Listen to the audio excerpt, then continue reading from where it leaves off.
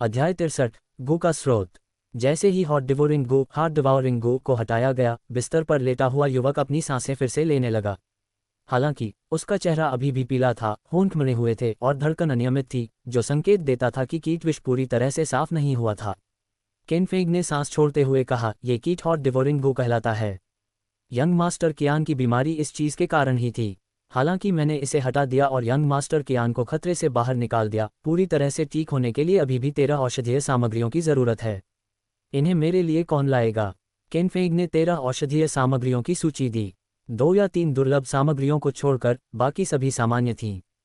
Physician ने जल्दी से सामान्य औषधीय सामग्रियों को इकट्ठा किया। कुछ दुर्लभ सामग्रियों के लिए कियान फुबुई, जो अब अपने होश में आ चुके थे, ने विभिन्न फार्मेसियों से इन्हें बड़ी रकम खर्च करके हासिल किया। अजीब कीड़ों स्ट्रेंज इंसेक्ट्स की पुस्तकों के रिकॉर्ड के अनुसार केनफेंग ने सभी औषधीय सामग्रियों को एक विशिष्ट अनुपात और क्रम में एक कटोरे में उबालकर सूप तैयार किया।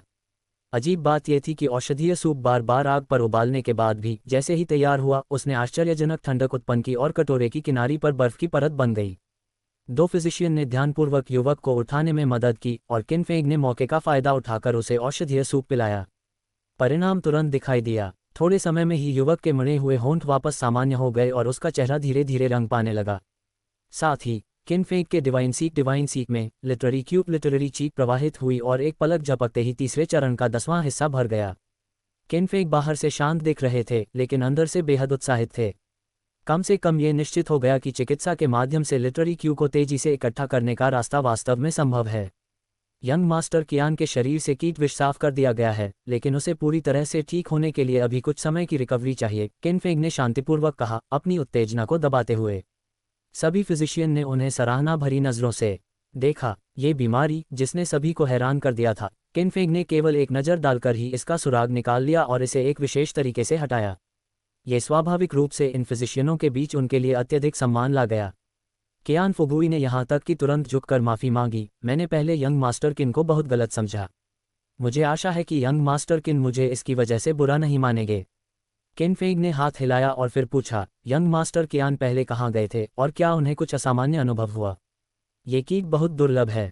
उन्होंने अभी अभी डबल प्यूपल्स से कियान फुबुई के शरीर को स्कैन किया था और हार्ट डिवोरिंग गू का कोई और निशान नहीं पाया। उन्होंने अनुमान लगाया कि यंग मास्टर कियान अनजाने में इस दुर्लभ कीट के संपर्क में आ गए थे। कियान फुबुई ने कुछ समय सोचा और फिर पिछले कुछ दिनों की अपनी यात्रा का विवरण दिया। वे व्यापार से संपन्न हुए थे, इसलिए पूरे साल व्यापार के लिए व्यापक रूप से यात्रा करते थे। अपने बेटे को कियान परिवार के व्यापार में जल्दी शुरुआत देने के लिए उन्होंने उसे विशेष रूप से इस यात्रा में साथ लिया। व्यापार मार्ग सामान्य रास्तों का अनुसरण करता था। कियान फुबुई ने सुरक्षा के लिए कई डेमन स्लेयर डिवीजन के वयस्कों को भी नियुक्त किया था। यात्रा सामान्य और सुखद रही। यदि कोई असामान्य घटना हुई तो केवल ये कि बच्चा खेलते खेलते गलती से पानी में गिर गया, लेकिन उस समय किसी ने ज्यादा ध्यान नहीं दिया।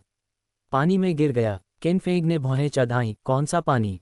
चुवानमिंग नदी, जिन्यांग शहर से 800 ली उत्तर पश्चिम। कियान फुबुई ने बिना हिचकिचाए कहा, दुनिया बहुत अशांत है और जब मैं व्यापार के लिए यात्रा करता हूँ तो ज्यादातर पहाड़ी रास्तों और नदियों का अनुसरण करता हूँ क्योंकि यह सुरक्षित होता है। मैं कई बार चुवानमिंग नदी से गुजरा हूँ, कभी कभी प्यास लगने पर कुछ बूंद साफ पानी पी लिया और कभी कोई दुर्घटना नहीं हुई। किसने सोचा था कि इस बार? कियान फुबुई अभी भी याद करते हुए डर महसूस कर रहे थे। अगर केनफेंग न होते तो उनका बेटा शायद मर गया होता। चुवानमिंग नदी, केनफेंग ने खुद से कहा।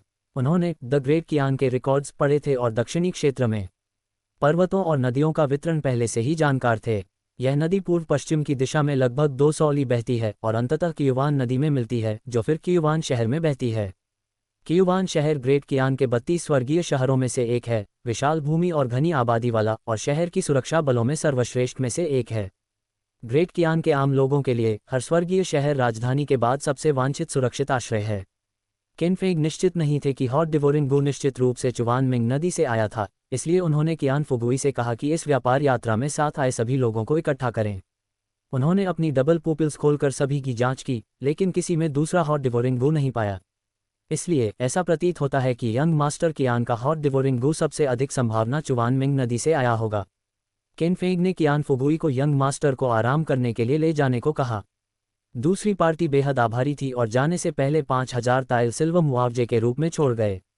शुरुआत में सभी को लगा कि किनफेंग इतनी बड़ी रकम विनम्रतापूर्वक अस्वीकार कर देंगे, लेकिन उनकी आश्चर्य की बात यह थी कि उन्होंने केवल गर्दन हिलाई और सीधे स्वीकार कर लिया। अरे, मजाक कर रहे हैं। ये कौशल से कमाई गई सिल्वर है, इसमें विनम्रता क्यों? कियान फुबुई जाने के बाद फिजिशियन किनफेंग के चारों ओर इकट्ठा हुए और हॉट डिवोरिंग गू के बारे में पूछने लगे। हालांकि किनफेंग के मन में अभी भी कई अनसुलझे सवाल थे, इसलिए उन्होंने कुछ शब्द कहे और सभी को विदा कर दिया। सबको बोरियत महसूस होने के बाद चले गए। किनफेंग ने बेसिन में मरते हुए हॉट डिवोरिंग गू की ओर देखा और गहरे विचार में डूब गए। पुस्तक के रिकॉर्ड के अनुसार जब हॉट डिवोरिंग गू मानव शरीर में प्रवेश करता है, यह हृदय से चिपक जाता है और हृदय के रक्त पर भोजन करता है। जब तक मांगू द्वारा बुलाया न जाए, ये कभी जागृत नहीं होता। लेकिन यह वाला, किनफेंग ने बड़बड़ाते हुए अपनी भौहें तानी। लान निंगशुआंग ने पास से सुना और जिज्ञासु होकर पूछा, तो शायद जिनयांग शहर में कोई हॉट डिवोरिंग गू है? किनफेंग ने सिर हिलाया। मांगू द्वारा बुलाया गया हॉट डिवोरिंग गू इतना उत्तेजित नहीं होगा। यह मानव शरीर में निष्क्रिय रहकर मेजबान को नियंत्रित करेगा, लेकिन बाहरी रूप से सामान्य लोगों से अलग नहीं दिखाई देगा। फिजिशियन सांग ने अचानक कहा, क्या हो सकता है कि हॉट डिवोरिंग गू उत्तेजित किया गया हो? किनफेंग ने सहमति में सिर हिलाया। उन्होंने भी यही सोचा, लेकिन हॉट डिवोरिंग गू को क्या उत्तेजित कर सकता है?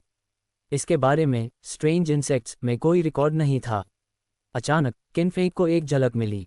यंग मास्टर कियान का चुवान मिंग नदी में गिरना 3 दिन पहले हुआ था और लौटते समय उन्होंने कोई असामान्य लक्षण नहीं दिखाए जब तक वे वांग्युए निवास वांगू रेजिडेंस नहीं पहुंचे। दूसरे शब्दों में, वांग्युए निवास में कुछ ऐसा था जिसने हॉट डिवोरिंग गू को उत्तेजित किया और उसे पागल कर दिया। क्या ये शराब हो सकती है? वांग्युए निवास में शराब एक अनोखा आसवन उत्पाद था, अत्यंत तीव्र, और शराब में कीटाणुनाशक प्रभाव होता है, इसलिए यह संभावना बहुत अधिक थी। किनफेंग तुरंत अपने जूमी रिंग से इमॉर्टल्स इंटॉक्सिकेशन का एक प्याला निकालकर बेसिन में डाल दिया, लेकिन हॉट डिवोरिंग गू अप्रभावित रहा। ये शराब नहीं है, किनफेंग ने लंबे समय तक सोचते हुए कहा, फिर अपनी हथेली माथे पर मारी। यंग मास्टर कियान तो इतने छोटे थे, कैसे शराब पी सकते थे? वे शायद केवल हॉट पॉट खाने में मग्न थे। रुको, हॉट पॉट! किनफेंग को जैसे कुछ पता चल गया हो। उन्होंने जूमी रिंग से एक वर्मिलियन फल निकाला। यदि वांग्युए निवास को अन्य स्थानों से अलग कुछ था, तो शराब के अलावा ये हॉट पॉट सूप बेस था जो इस वर्मिलियन फल से बनाया गया था। किनफेंग ने इसे बेसिन में सावधानीपूर्वक रखा। पहले निष्क्रिय हॉट डिवोरिंग गू ने तुरंत उत्तेजित हो गया। वास्तव में यही चीज थी। बिल्कुल, यहाँ मैं आपके द्वारा दिए गए पाठ का पूर्ण हिंदी अनुवाद दे रहा हूँ, बिना किसी हिस्से को काटे। अध्याय 64, तूफान आने वाला है। बर्तन में बंद दिलभक्षण गू, हार्ट डिवोरिंग गू घबराते हुए लटके और सिकुड़ते रहे। लगभग आधे अगरबत्ती जले की अवधि के बाद यह मरती हुई दिलभक्षण गू सीधे काले रक्त में बदल गई, जैसे स्याही, और शून्य लोक वॉइड रेल्म में विलीन हो गई। ये देखकर चिन फैंग का चेहरा अजीब सी प्रतिक्रिया दिखा रहा था। दिलभक्षण गू, जिसे अनंत रहस्यमय माना जाता था, वास्तव में मिर्ची से डरता था। ये काफी रोचक है। अजीब कीड़े भी इस विशेषता का उल्लेख नहीं करते, लेकिन सोचते हुए ये समझ में आया। दिलभक्षण गू पहले से ही दुर्लभ थे और रक्तवर्ण फल वर्मिलियन फ्रूट आमतौर पर महान कियान, ग्रेट कियान के दक्षिणी हिस्सों में उगते हैं, जिसे तीखेपन से नफरत होती है। इन दोनों के मिलने की संभावना लगभग नहीं थी। इसे मेरी एक बड़ी खोज माना जा सकता है। जैसे ही चिन फैंग ने ठोड़ी पर हाथ फेरते हुए सोचा, उसकी दिव्य समुद्र डिवाइन सीक में साहित्यिक ऊर्जा, लिटरेरी चीख फिर से उभरने लगी और निरंतर हृदय प्रश्न मंच, हार्ट क्वेश्चनिंग प्लेटफॉर्म के चरणों में बहने लगी। और जब उसकी दिव्य समुद्र में हलचल शांत हुई, तो उसने प्रसन्नतापूर्वक देखा कि तीसरा चरण आधा भर चुका है। चिन फैंग उत्साहित और आश्चर्यचकित दोनों था। पिछले अनुभव के आधार पर किसी पुस्तक से ज्ञान का उपयोग केवल एक बार साहित्यिक ऊर्जा के उभार को जन्म देना चाहिए। तो इस बार क्या हो रहा था? थोड़ी देर सोचने के बाद उसे इसका उत्तर मिल गया। पहली बार मैंने बीमारी का इलाज पुस्तक की सामग्री के अनुसार किया, इसलिए मुझे साहित्यिक ऊर्जा मिली। लेकिन दूसरी बार मैंने कुछ ऐसा खोजा जो किताब में उल्लेख नहीं था, इसलिए मुझे अतिरिक्त साहित्यिक ऊर्जा का उभार मिला। इन दोनों की तुलना करने पर मौजूदा ज्ञान में सफलता से प्राप्त साहित्यिक ऊर्जा केवल सीखे हुए का प्रयोग करने से प्राप्त ऊर्जा से कहीं अधिक थी। चिन फैंग ने चुपचाप मुट्ठी बांधी। हालांकि यह नया साहित्यिक ऊर्जा प्राप्त करने का तरीका फिलहाल उसे बहुत मदद नहीं कर सकता, लेकिन क्योंकि पूर्वजों से आगे बढ़ना और नया ज्ञान खोज निकालना आसान नहीं होता, ये जानना हमेशा अच्छा था कि एक अतिरिक्त साधन भी है। इसके अलावा मेरी बुद्धि के साथ इस उपचार विधि को बड़े पैमाने पर बढ़ाना मेरे लिए असंभव नहीं है। चिन फैंग ने बेहिचक सोचा और उसके होंठों पर मुस्कान थी। यंग मास्टर, आप इतने खुश क्यों हैं? लान निंगशुआंग ने जिज्ञासु होकर पूछा। कुछ नहीं, कुछ नहीं। चिन फैंग ने गला साफ किया और दूसरी ओर मोड़ा। चिकित्सक सॉन्ग, फिजिशियन सॉन्ग, मैं आज यहाँ सलाह लेने आया हूँ। अगर मैं एक चिकित्सा हॉल खोलूं तो मुझे किन बातों का ध्यान रखना चाहिए? चिकित्सा हॉल खोलना। चिकित्सक सॉन्ग थोड़े हैरान हुए और कारण पूछने लगे। चिन फैंग ने स्वाभाविक रूप से कुछ छिपाया नहीं और अपने विचार विस्तार से बताए। तो यही बात है। चिकित्सक सॉन्ग ने सुना और फिर कहा, असल में यंग मास्टर चिन, आपके लिए चिकित्सा हॉल खोलना ज़रूरी नहीं है। आपको बस एक ऐसी जगह चाहिए जहां आप चिकित्सा का अभ्यास कर सकें, अपनी चिकित्सा कौशल सुधार सकें और अधिक अनुभव प्राप्त कर सकें। चिन फैंग ने इस पर विचार किया। ये वास्तव में एक व्यवहार्य तरीका था। आखिरकार वह आमतौर पर सुनने वाली बारिश के पवेलियन, लिसनिंग रेन पवेलियन में पढ़ाई करता था और हमेशा चिकित्सा हॉल में नहीं रह सकता था। यदि वह किसी जगह चिकित्सा का अभ्यास कर सके तो वह न केवल पैसे बचा सकता था बल्कि अपने समय का प्रबंधन भी अधिक स्वतंत्रता से कर सकता था। लेकिन सवाल यह था कि वह ऐसी जगह कहाँ पाएगा। शायद चिन फैंग के विचार देखकर चिकित्सक सॉन्ग ने दाढ़ी सहलाते हुए कहा, यंग मास्टर चिन, मेरे यहाँ कैसा रहेगा? चिन फैंग ने आश्चर्यचकित होकर देखा। तभी चिकित्सक सॉन्ग ने सांस छोड़ते हुए कहा, मैं अब बूढ़ा हो गया हूँ और जब चिकित्सा का अभ्यास करने की बात आती है तो मेरा आत्मा तैयार है लेकिन शरीर कमजोर है। असल में मैं कुछ और वर्षों तक इसे जारी रखने का विचार कर रहा था, फिर चिकित्सा हॉल बंद करने के बारे में सोचता। लेकिन जब मैंने यंग मास्टर चिन की उत्कृष्ट चिकित्सा कौशल देखी तो मैंने पूरी तरह समझ लिया। एक चिकित्सक जो रोगियों को ठीक करता है और दुनिया को बचाता है, मूल रूप से युवाओं की जिम्मेदारी है। यदि यंग मास्टर चिन आपत्ति नहीं मानते तो मेरा ये चिकित्सा हॉल अब से आपको सौंप दिया जाएगा। चिन फैंग उनके शब्दों से भावुक हो गया और गंभीरतापूर्वक बोला, चिकित्सक सॉन्ग, कृपया निश्चिंत रहें, मैं निश्चित रूप से प्रेशियस मेडिसिन हॉल को फले फूलेने दूंगा और आपकी प्रतिष्ठा को कभी धूमिल नहीं होने दूंगा। प्रेशियस मेडिसिन हॉल चिकित्सक सॉन्ग का चिकित्सा हॉल था। अच्छा। चिकित्सक सॉन्ग ने यह सुनकर राहत की सांस ली। लेकिन चिन फैंग के कुछ संदेह अभी भी थे। लेकिन चिकित्सक सॉन्ग, यदि आप मुझे ये चिकित्सा हॉल देते हैं तो आप भविष्य में अपनी जीविका कैसे चलाएंगे? क्या देते? चिकित्सक सॉन्ग बड़ी हैरानी से बोले, फिर कहा, मैं आपको बस ये जगह अभ्यास के लिए दे रहा हूँ। हर बार जो आपसे फीस मिलेगी उसका 1/3 10% मेरे लिए काफ़ी है। मुझे शुरू में लगा कि चिकित्सा हॉल का हस्तांतरण पुराने और नए चिकित्सकों के बीच आध्यात्मिक विरासत, स्पिरिचुअल लेगेसी है, लेकिन मुझे उम्मीद नहीं थी कि इसमें आखिरकार कुछ मुनाफा भी शामिल होगा। मेरे पहले कदम वापस लो। चिन फैंग के मुंह में हल्की मिचमिचाहट आई, लेकिन अंततः उसने सहमति दे दी। वैसे भी वह कोई नुकसान नहीं होने दे रहा था। और जैसे ही चिन फैंग ने सोचा कि सब कुछ तय हो गया, चिकित्सक सॉन्ग ने अचानक कहा, ओह वैसे यंग मास्टर चिन, अभी आपने मेरे प्रेशियस मेडिसिन हॉल में यंग मास्टर कियान का इलाज किया। हमारी बातचीत के अनुसार क्या आपको मुझे 1/3 10% फीस नहीं देना चाहिए? वातावरण में एक क्षण के लिए सन्नाटा छा गया। वास्तव में बूढ़ा अदरक, ओल्ड जिंजर और भी तीखा निकला। चिन फैंग अंततः 500 तांबे के सिक्के दे दिए। चिकित्सक सॉन्ग शायद यह महसूस कर रहे थे कि उन्होंने बहुत बड़ा मुनाफा कमाया, दोनों हाथों से प्रेशियस मेडिसिन हॉल का दस्तावेज थमा दिए। इस तरह देखा जाए तो चिकित्सा हॉल के लिए चिकित्सा मुनाफे का 10वां हिस्सा और 500 तांबे का भुगतान वास्तव में लाभकारी सौदा था। इसके अलावा चिन फैंग ने चिकित्सक सॉन्ग से ये भी सहमति की कि जब वह प्रेशियस मेडिसिन हॉल में नहीं होगा तब भी चिकित्सक सॉन्ग चिकित्सा हॉल की देखभाल करेंगे, जिसे उन्होंने खुशी खुशी स्वीकार कर लिया। और इस प्रकार चिन फैंग की चिकित्सक के रूप में यात्रा औपचारिक रूप से शुरू हो गई। दूसरी ओर कियुवान नदी कियुंग रिवर के मध्य भाग में 2 व्यक्ति, एक लंबा और एक मोटा, एक विशाल वृक्ष की जड़ पर खड़े थे। वे दोनों काले और सफ़ेद वस्त्र पहने थे और लाल भूत चेहरे, रेड गोस्ट के मुखौटे पहने थे, जो जिन्यांग शहर में दिखाई देने वाले कियानकुई जैसे थे। लेकिन केवल फर्क ये था कि एक के छाती पर संख्या 5 और दूसरे पर संख्या 9 टैटू की हुई थी। ये स्पष्ट नहीं था कि ये संख्याएं स्थिति, पद या शक्ति का प्रतिनिधित्व करती हैं। अचानक लंबे भूत चेहरे वाले व्यक्ति की दाहिनी बांह पर उभार दिखाई दिया। एक सफ़ेद कीट, हथेली के आधे आकार का, काले वस्त्र से होकर निकलकर अपनी तेज दांतों से भरी सिर दिखाई दी। लंबे भूत चेहरे वाले व्यक्ति ने कुछ महसूस किया और दक्षिण की ओर अपना सिर मोड़ा। भाई चोंग, क्या हुआ? मोटे भूत चेहरे वाले व्यक्ति ने पूछा। उसके पेट से सुस्त गरजने जैसी आवाज आ रही थी। एक छोटा कीट मर गया, भाई चोंग ने उदासीनता से जवाब दिया। ये हमारी योजना को प्रभावित नहीं करेगा, है ना? मैं नहीं चाहता कि मुझे वह भूत बोधिसत्व, गोस्ट बोधिसत्व आलोचना करे। यह एक छोटी समस्या है।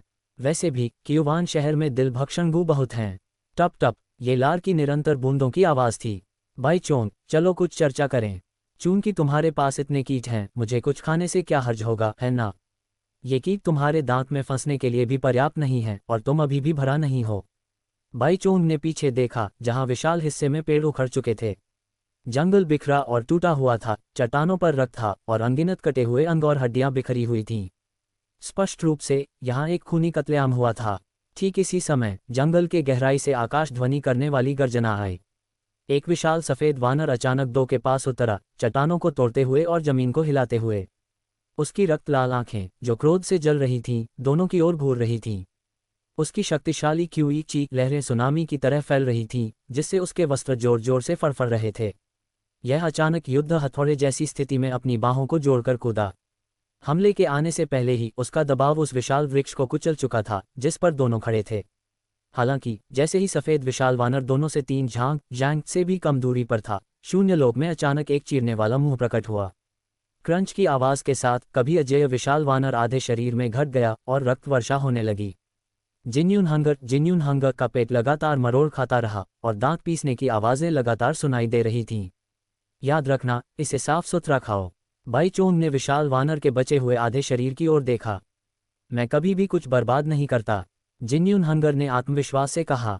बिल्कुल, यहाँ आपके दिए गए चैप्टर 65 अ सडन अर्थक्वेक का हिंदी अनुवाद है, बिना किसी हिस्से को काटे। अध्याय 65 एक अचानक भूकंप।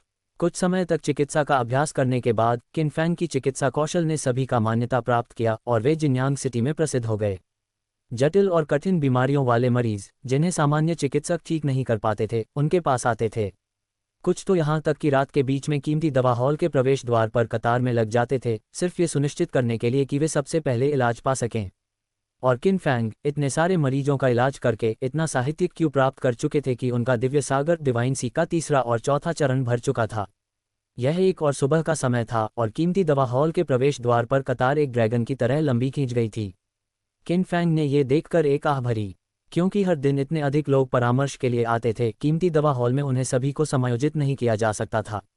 उनके पास कोई विकल्प नहीं बचा बल्कि सड़क किनारे ही एक मेज लगाने का। चिकित्सक किन, मेरी पत्नी की पेट इतनी बड़ी रातों रात कैसे हो गई? क्या उसे जन्म देने का समय आ गया है? किनफैंग ने उस पर एक नज़र डाली और तुरंत 2 दवाओं की पर्ची लिख दी। ये पर्ची आपकी पत्नी के लिए है। उसे पेट फूलने की समस्या है, इसलिए उसका पेट बड़ा हो गया। इस औषधि को लेने और उसके पाचन तंत्र को नियंत्रित करने के बाद वह सामान्य हो जाएगी। ये पर्ची आपके लिए है। शायद आप बचपन में ठंड लगने से पीड़ित थे, जिससे ये बांझपन का लक्षण है। ये पर्ची आपके शरीर को नियंत्रित करने में मदद करेगी। ये सुनकर उस आदमी का चेहरा तुरंत लाल हो गया। उसने भुगतान किया, फिर जल्दी से पर्ची को अपनी जेब में रखा और अपनी पत्नी का चेहरा ढकते हुए उसे वहां से ले गया। चिकित्सक किन, कृपया मेरी मदद कीजिए। मुझे नहीं पता क्या हुआ, लेकिन मेरे ऊपरी शरीर पर अचानक कई काले धब्बे दिखाई देने लगे। क्या मुझे कोई अचिकित्सीय रोग हो गया है? किनफैंग ने ऊपर देखा, मुंह के कोने पर एक हल्की मुस्कान के साथ। आपने कितने समय से स्नान नहीं किया? क्या ये बीमारी नहाने अनाने की वजह से हुई है? आदमी ने आश्चर्यचकित होकर पूछा। आपके शरीर पर धब्बे आपकी शर्ट के रंग उड़ जाने से हैं। स्नान करिए और यह स्वाभाविक रूप से चले जाएंगे। जल्दी जाए और असली मरीजों के रास्ते में न रुकें। उद्धरण चिन्ह। भीड़ की घृणित निगाहों के बीच आदमी ने सिर झुकाया और भाग गया। चिकित्सक किन, मेरी एक मित्र।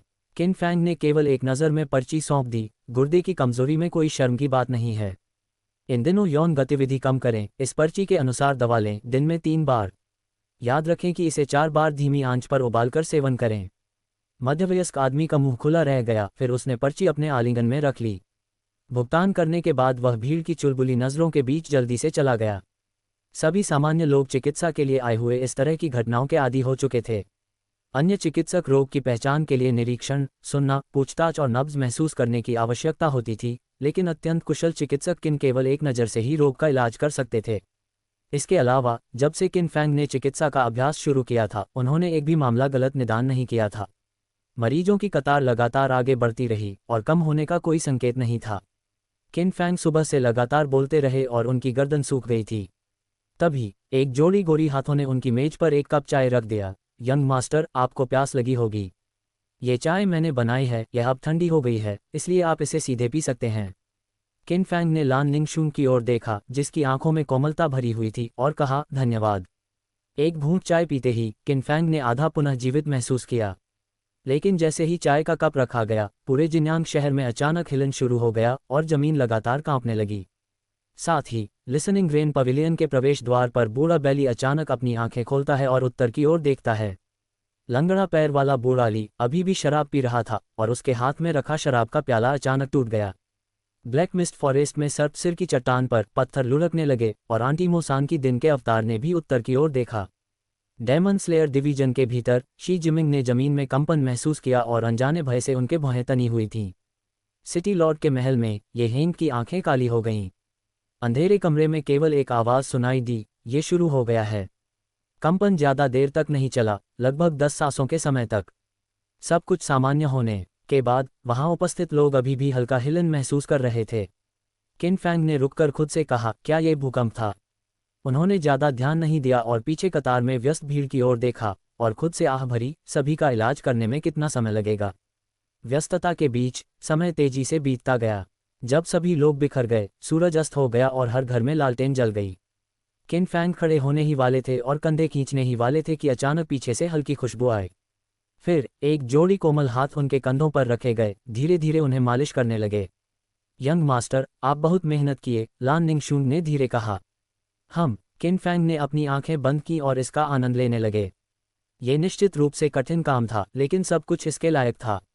इस समय के दौरान लगातार अभ्यास के माध्यम से उनकी चिकित्सा कौशल में छलांग जैसी प्रगति हुई थी और ज्ञान लागू करने के माध्यम से प्राप्त साहित्यिक क्यू उन चीज़ों से कहीं तेजी से इकट्ठा हुआ जो वे केवल किताबें पढ़कर प्राप्त करते। एकमात्र कमी ये थी कि इतने अधिक लोगों का इलाज करने के कारण कई बीमारियां दोहराई जा रही थीं। इसका परिणाम ये हुआ कि उन्हें इससे कम साहित्यिक क्यू प्राप्त हो रहा था। उदाहरण के लिए, आज इकट्ठा किया गया साहित्यिक क्यू उनके दिव्य सागर के 5वें चरण का केवल 10वां हिस्सा भर पाया। बेशक इसका कारण ये भी था कि प्रत्येक उच्च चरण को भरने के लिए अधिक से अधिक साहित्यिक क्यू की आवश्यकता होती थी। थम्प थम्प थम्प, घोड़े तेजी से दौड़े, पैदल यात्री जल्दी से रास्ता छोड़ते और शिकायतें उठती और गिरती रहीं। किन फैंग ने अपनी आंखें खोलीं और 2 काले घोड़ों पर 2 पुरुषों को देखा, लकड़ी के रंग की तंग वर्दी पहने। उनके चेहरे पर चिंता थी। वे दिशा की ओर जा रहे थे जो डेमन स्लेयर डिवीजन ही थी। किन फैंग ने भौहें तने।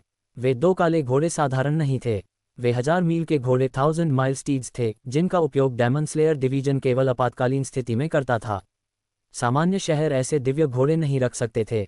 लकड़ी के रंग की तंग वर्दी, जिस पर छाती पर स्ले अक्षर था, भी असामान्य थी। ये भी डेमन स्लेयर यूनिफॉर्म था। इन दोनों बातों पर विचार करने पर ये 2 पुरुष निश्चित रूप से ग्रेट कियान के 32 स्वर्गीय शहरों में से किसी एक से आए थे। यंग मास्टर, लगता है कुछ हुआ है। लान निंगशून की नाजुक भौहें सिकुड़ गईं। लियू निवास में बड़े होने के कारण वह स्वाभाविक रूप से काफ़ी जानती थीं। किन फैंग ने सिर हिलाया, लेकिन ज़्यादा ध्यान नहीं दिया। चलो, देर हो रही है। किन निवास में लोग शायद पहले ही खाना खा चुके होंगे। हम वांग्यू निवास में ही कुछ खा लेंगे। ठीक है यंग मास्टर। दोनों वांग्यू निवास की ओर साथ चल पड़े। मैनेजर पेंग ने उन्हें देखकर बड़ी उत्सुकता से अभिवादन किया। यंग मास्टर, आप आज किस मंजिल पर भोजन करना चाहेंगे? तभी पहली मंजिल पर खिड़की के पास की एक मेज खाली हुई। किन फैंग भी पहली मंजिल का जीवंत माहौल अनुभव करना चाहते थे, इसलिए सीधे वहां गए और बैठ गए। यहीं ठीक रहेगा। ठीक है। मैनेजर पेंग ने तुरंत एक वेटर को मेज साफ करने के लिए बुलाया। हॉटपॉट परोसा गया और मांस और सब्जियां सभी बाहर लाई गईं। दोनों खाने लगे और लान निंगशून ने यहां तक कि किन फैंग के लिए शराब डाली। पहली मंजिल पर आखिरकार आम लोग थे, हलचल भरी और शोर लगातार था। इस समय पास की मेज पर बैठे 3 पुरुषों की बातचीत ने किन फैंग का ध्यान खींचा। क्या आप जानते हैं कि आज दोपहर को जिन्यांग सिटी लगातार क्यों हिली? बिल्कुल, यहाँ आपके द्वारा दी गई चैप्टर 66 कियूंग सिटीज शॉकिंग चेंजेस का हिंदी अनुवाद है, बिना किसी हिस्से को काटे। अध्याय 66 कियूवान सिटी में चौंकाने वाले बदलाव। मेज पर बैठा दूसरा आदमी यह सुनते ही तुरंत रुचि दिखाने लगा। वह भूकंप ने तो मेरी जान ही निकाल दी थी। घर में सारे बर्तन फर्श पर गिर गए। जल्दी बताओ, असल में क्या हुआ? किन फैंग ने नाटक करते हुए पीने का अभिनय किया, लेकिन कान उठाकर ध्यान से सुनने लगा। जो मांसल आदमी सबसे पहले बोल चुका था, उसने धीरे धीरे अपनी कहानी शुरू की। यह आदमी आमतौर पर व्यापारिक कारवां के साथ काम करता था, सामान लादने और उतारने का। कुछ दिन पहले जिन्यांग सिटी का एक धनी व्यापारी लोगों को इकट्ठा करके कुछ जड़ी बूटियां कियूवान सिटी में बेचने का इरादा रखता था। धनी व्यापारी ने यह देखकर कि वह आदमी कितना मजबूत है, उसे वेतन देकर हायर कर लिया। चूंकि उनके साथ डेमन स्लेयर डिवीजन के वयस्क भी थे, इसलिए रास्ते में कोई अप्रत्याशित घटना नहीं हुई। धनी व्यापारी कियूवान सिटी पहुंचा। जड़ी बूटियां बेचकर बहुत चांदी कमाई और बहुत खुश था। व्यापार निपटने के बाद ये काफ़ी देर हो चुकी थी। वे एक रात कियूवान सिटी में रुके और आज सुबह भोर से पहले ही रवाना हो गए। और तभी भयानक घटनाएं शुरू हुईं।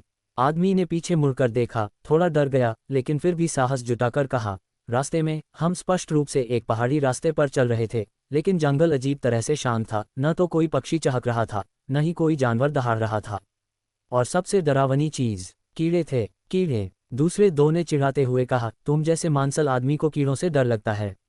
तुम कुछ नहीं समझते, ये सिर्फ कुछ कीड़े नहीं थे, बल्कि पूरी पहाड़ी कीड़े थे, रंग बिरंगे, आकार में भिन्न और बेहद हिंसक दिख रहे थे।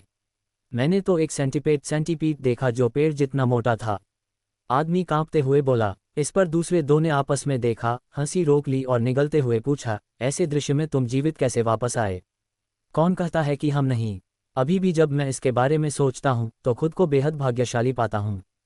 डेमन स्लेयर डिवीजन का वयस्क गंभीर मुद्रा में था और पूरी तरह सतर्क था। कीड़ों का पहाड़ हमारे और रास्ते के बीच था, महज 3 झांक दूर। अगर वे किसी मोड़ पर मुड़ जाते तो हम सभी मर चुके होते। लेकिन अजीब बात यह थी कि वे कीड़े हमें नहीं देख रहे थे, सीधे क्यूवान सिटी की ओर जा रहे थे। हम सभी इतने डर गए कि हिम्मत नहीं हुई। जब तक सारे कीड़े नहीं चले गए तब तक हम आगे नहीं बढ़े और फिर जाकर राहत की सांस ली। जल्दी कुछ शराब पी लो और अपने नसों को शांत करो। तुम बड़ी आपदा से बच गए हो तो निश्चित रूप से तुम्हारे लिए शुभ भाग्य है। लेकिन मैं थोड़ी देर से सुन रहा हूं और तुमने अभी तक नहीं बताया कि भूकंप का कारण क्या था। मेज पर बैठा आदमी पूछता है। मांसल आदमी ने शराब का एक घूंट लिया, फिर हॉट पॉट से एक टुकड़ा उठाया, कुछ बार चबाया और फिर से बोला, मैं अभी बताने वाला हूं। ऐसी घटना के बाद सभी लोग दहशत में थे। डेमन स्लेयर डिवीजन का वयस्क हमें बेकार चीजें छोड़ने और जल्दी लौटने का निर्देश दिया। हालांकि धनी व्यापारी अनिच्छुक था, लेकिन अपनी जान के लिए उसने सहमति दे दी। हम बिना रुके जिन्यांग सिटी की ओर भागे। दोपहर के करीब हमने जमीन में एक हिंसक झटका महसूस किया। उस समय मैं बहुत डर गया और गिर पड़ा। मैंने उत्तर दिशा की ओर देखा और अनुमान लगाओ मैंने क्या देखा। दोनों अन्य लोग इम्पेशेंट होकर सिर खुजला रहे थे। बताओ, पहेलियों से क्या मतलब है? यह एक सेंटीपेड था। मांसल आदमी कांपते हुए, दांत पीसते हुए बोला, यह एक विशाल सेंटीपेड था जो खड़ा होने पर आकाश तक पहुंचता लगता था। इसने अपना मुंह खोला और इसके 2 दांत शहर के गेट जितने बड़े थे। यह अचानक हमला करने के लिए झपटा क्यूवान सिटी के मुख्य द्वार को तोड़ने की कोशिश कर रहा था। लेकिन क्यूवान सिटी के बाहर अचानक एक सुनहरी बाधा जली, जिसने सेंटीपेड को रोक दिया और भूकंप जैसी हलचल उसी प्रभाव से हुई। दोनों पुरुष ये सुनकर हक्का बक्का रह गए। किन फैंग विचारमग्न हो गया। क्यूवान सिटी ग्रेट कियान के 33 स्वर्गीय शहरों में से एक था और स्वर्गीय शहरों में कई समान विशेषताएं होती हैं। सबसे पहले, शहर को एक बाधा द्वारा संरक्षित किया गया था, जिससे सामान्य राक्षस, दानव और भूत वहां प्रवेश नहीं कर सकते।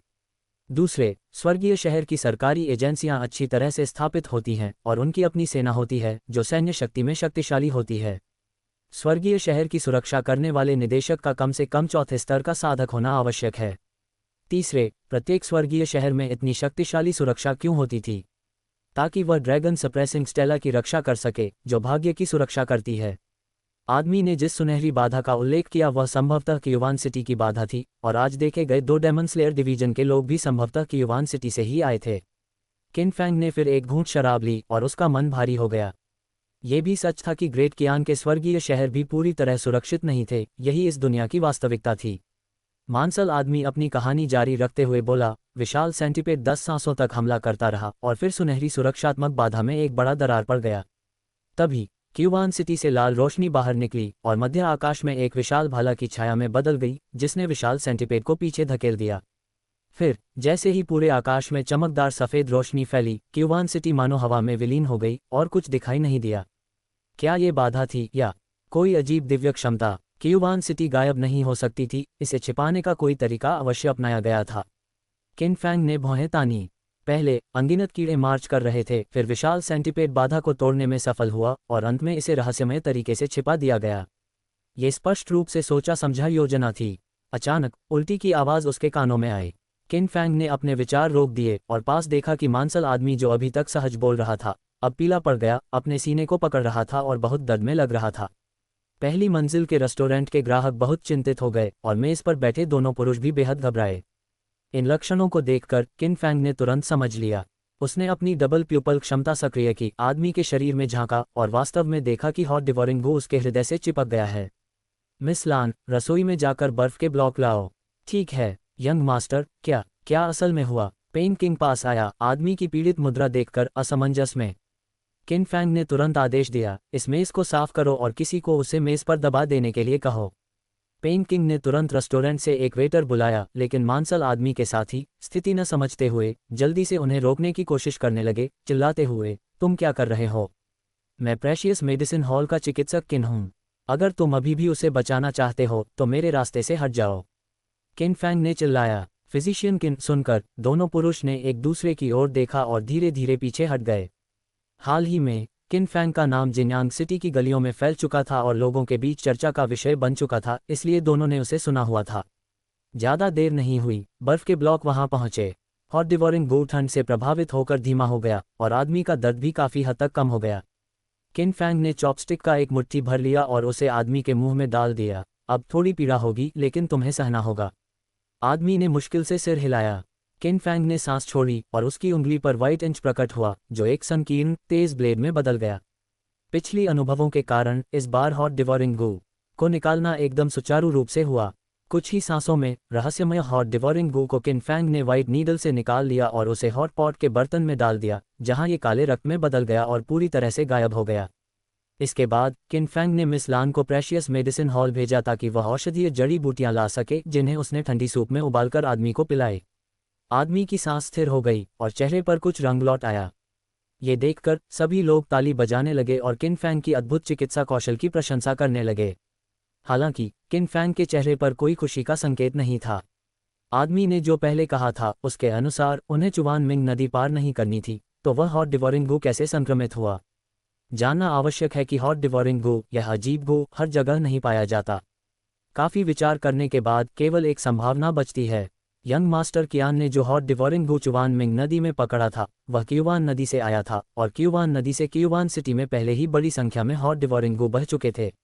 बिल्कुल, यहाँ आपके द्वारा दी गई चैप्टर 66 क्यूंग सिटीज शॉकिंग चेंजेस का हिंदी अनुवाद है, बिना किसी हिस्से को काटे। अध्याय 66 क्यूवान सिटी में चौंकाने वाले बदलाव।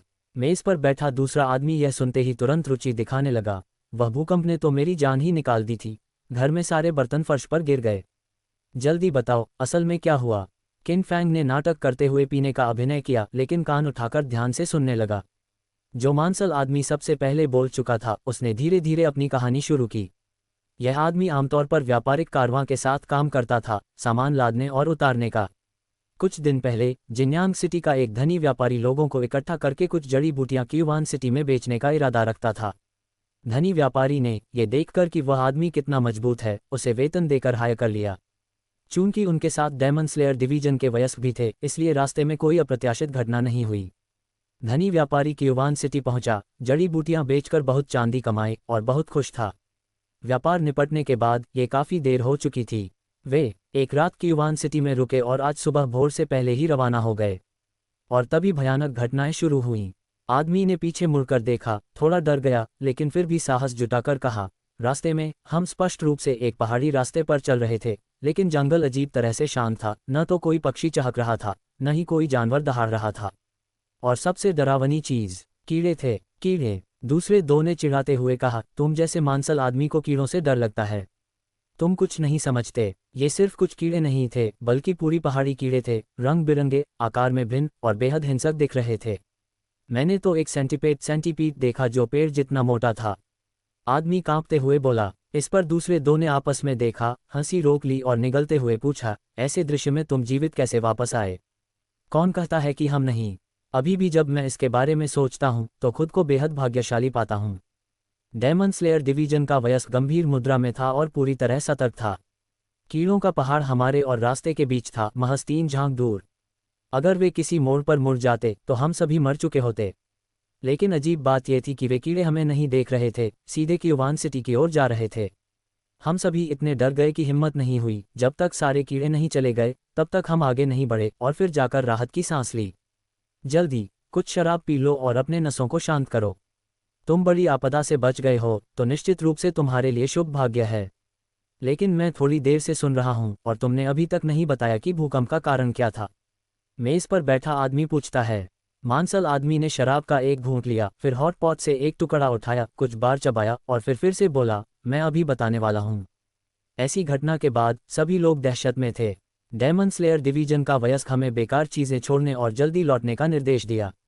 हालांकि धनी व्यापारी अनिच्छुक था, लेकिन अपनी जान के लिए उसने सहमति दे दी। हम बिना रुके जिन्यांग सिटी की ओर भागे। दोपहर के करीब हमने जमीन में एक हिंसक झटका महसूस किया। उस समय मैं बहुत डर गया और गिर पड़ा। मैंने उत्तर दिशा की ओर देखा और अनुमान लगाओ मैंने क्या देखा। दोनों अन्य लोग इम्पेशेंट होकर सिर खुजला रहे थे। बताओ, पहेलियों से क्या मतलब है? यह एक सेंटीपेड था। मांसल आदमी कांपते हुए, दांत पीसते हुए बोला। यह एक विशाल सेंटीपेड था जो खड़ा होने पर आकाश तक पहुंचता लगता था। इसने अपना मुंह खोला और इसके 2 दांत शहर के गेट जितने बड़े थे। यह अचानक हमला करने के लिए झपटा क्यूवान सिटी के मुख्य द्वार को तोड़ने की कोशिश कर रहा था। लेकिन क्यूवान सिटी के बाहर अचानक एक सुनहरी बाधा जली, जिसने सेंटीपेड को रोक दिया और भूकंप जैसी हलचल उसी प्रभाव से हुई। दोनों पुरुष ये सुनकर हक्का बक्का रह गए। किन फैंग विचारमग्न हो गया। क्यूवान सिटी ग्रेट कियान के 33 स्वर्गीय शहरों में से एक था, और स्वर्गीय शहरों में कई समान विशेषताएं होती हैं। सबसे पहले, शहर को एक बाधा द्वारा संरक्षित किया गया था, जिससे सामान्य राक्षस, दानव और भूत वहां प्रवेश नहीं कर सकते।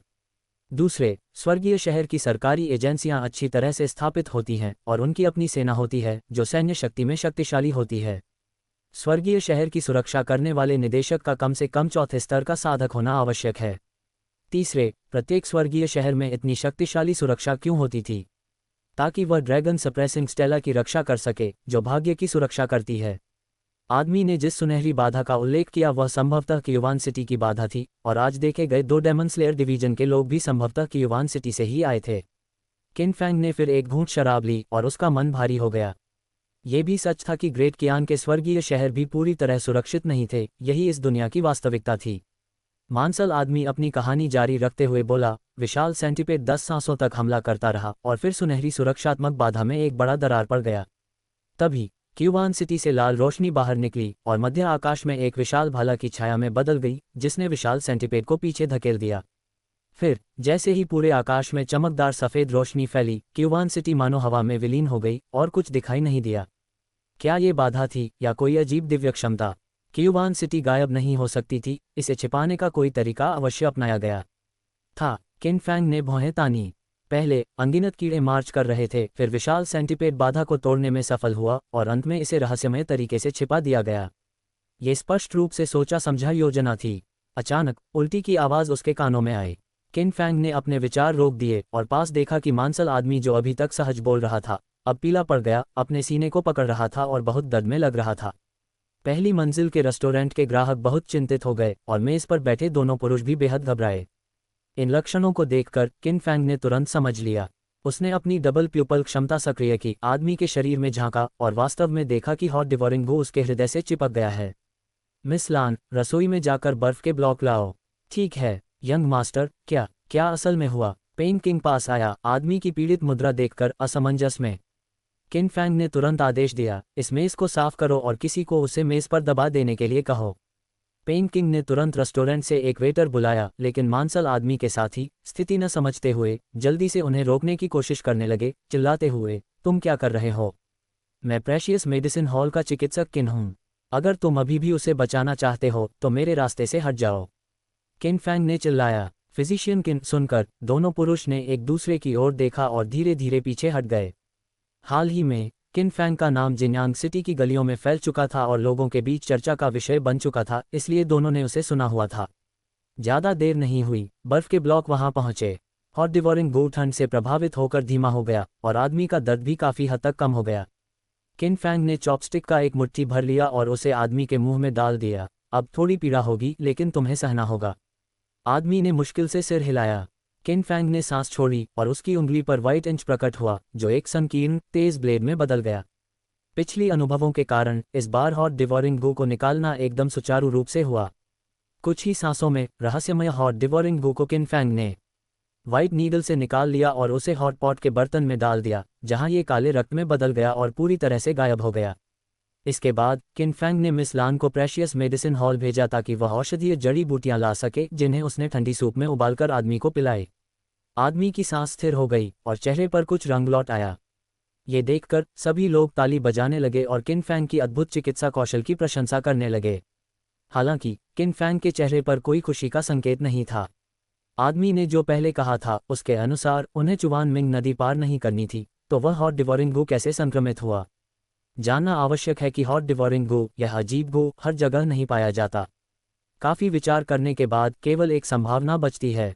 यंग मास्टर कियान ने जो हॉट डिवोरिंग गो चुवान मिंग नदी में पकड़ा था, वह क्यूवान नदी से आया था, और क्यूवान नदी से क्यूवान सिटी में पहले ही बड़ी संख्या में हॉट डिवोरिंग गो बह चुके थे।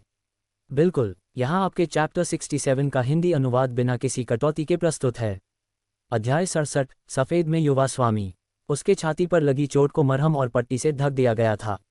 ताकतवर आदमी धीरे धीरे अपनी सांसों को संभालने लगा और कमजोर आवाज में बोला, धन्यवाद चिकित्सक किन, आपने मुझे बचाया। किन फैंग ने हल्का सिर हिलाया, उसका चेहरा बेहद गंभीर था। जो लोग आपके साथ थे उनमें इस अजीब गो, हार्ट डिवोरिंग गो के संक्रमित होने की उच्च संभावना है। क्या आपके पास उन्हें सूचित करने का कोई तरीका है? आदमी ने सिर हिलाया, मैं उन्हें सूचित कर सकता हूं, लेकिन इसमें थोड़ा समय लगेगा। ठीक है, कल सभी को किन परिवार में लाओ, मैं उन्हें जांच करूंगा। आदमी तुरंत सहमत हो गया। इस घटना के बाद वांग्युए निवास में अधिकांश मेहमान चले गए। किन फैंग ने इस पर ज्यादा ध्यान नहीं दिया। मैनेजर पेंग से थोड़ी बातचीत के बाद वह भारी मन के साथ किन परिवार लौट आया। सुरक्षा के लिहाज से किन परिवार लौटते ही किन फैंग ने सबसे पहले सभी को हवेली के मुख्य हॉल में इकट्ठा किया और फिर अपनी डबल प्यूपिल्स से सभी की जांच की। सिर्फ तब जाकर उसने धीरे धीरे सांस छोड़ी जब उसने पुष्टि की कि किन परिवार में कोई भी हार्ट डिवोरिंग गो से संक्रमित नहीं है। नहीं, रुकिए, लगता है कोई व्यक्ति गायब है। किन फैंग ने भौहें चढ़ाईं। दूसरी माँ, मेरे पिता कहाँ हैं? दूसरी माँ ने सुनकर हल्के से आह भरी। आज दोपहर ही तुम्हारे पिता अचानक कहने लगे कि उनके पास एक शानदार विचार आया है और वे व्यापार करने शहर से बाहर चले गए। मैं उन्हें किसी भी तरह मना नहीं सकी। यह अविश्वसनीय व्यक्ति ऐसे समय में भी, वह अब भी इधर उधर दौड़ रहा है। किन फैंग का चेहरा तुरंत काला पड़ गया। ये देखकर दूसरी माँ चिंतित होकर पूछी, फैंग, कुछ हुआ क्या? तुम हमें रात में इकट्ठा क्यों किए और तुम्हारा चेहरा इतना गंभीर क्यों है? बाकी लोग भी सवाल भरी नजरों से देखने लगे। सबको ज्यादा चिंता न हो, इसलिए किन फैंग ने बहाना बना दिया और अकेले अपने कमरे में लौट गया ताकि वह अपने विचार साफ कर सके। लेक पवेलियन में सफेद कपड़ों में सुंदरता ने अपने सिर को मोड़कर चिंतित लान निंगशूंग की ओर देखा और धीरे पूछा, क्या हुआ? लान निंगशूंग ने थोड़ी देर हिचकिचाया, फिर सचमुच आज जो कुछ भी उसने देखा और सुना था सब बताया। ये सुनकर लियू जियानली फिर से चुप हो गई। लंबा समय बीत जाने के बाद उसने धीरे से कहा, इसे बचाओ। हाँ, युवा महिला। रात पानी जैसी शांत थी और किन परिवार के अधिकांश लोग पहले ही सो चुके थे, लेकिन किन फैंग अपने खाट पर पलटते हुए थे। उनका दिमाग अनगिनत विचारों से भरा हुआ था। क्यों डेमन स्लेयर डिवीजन के वे 2 वयस्क जिन्यांग शहर आए?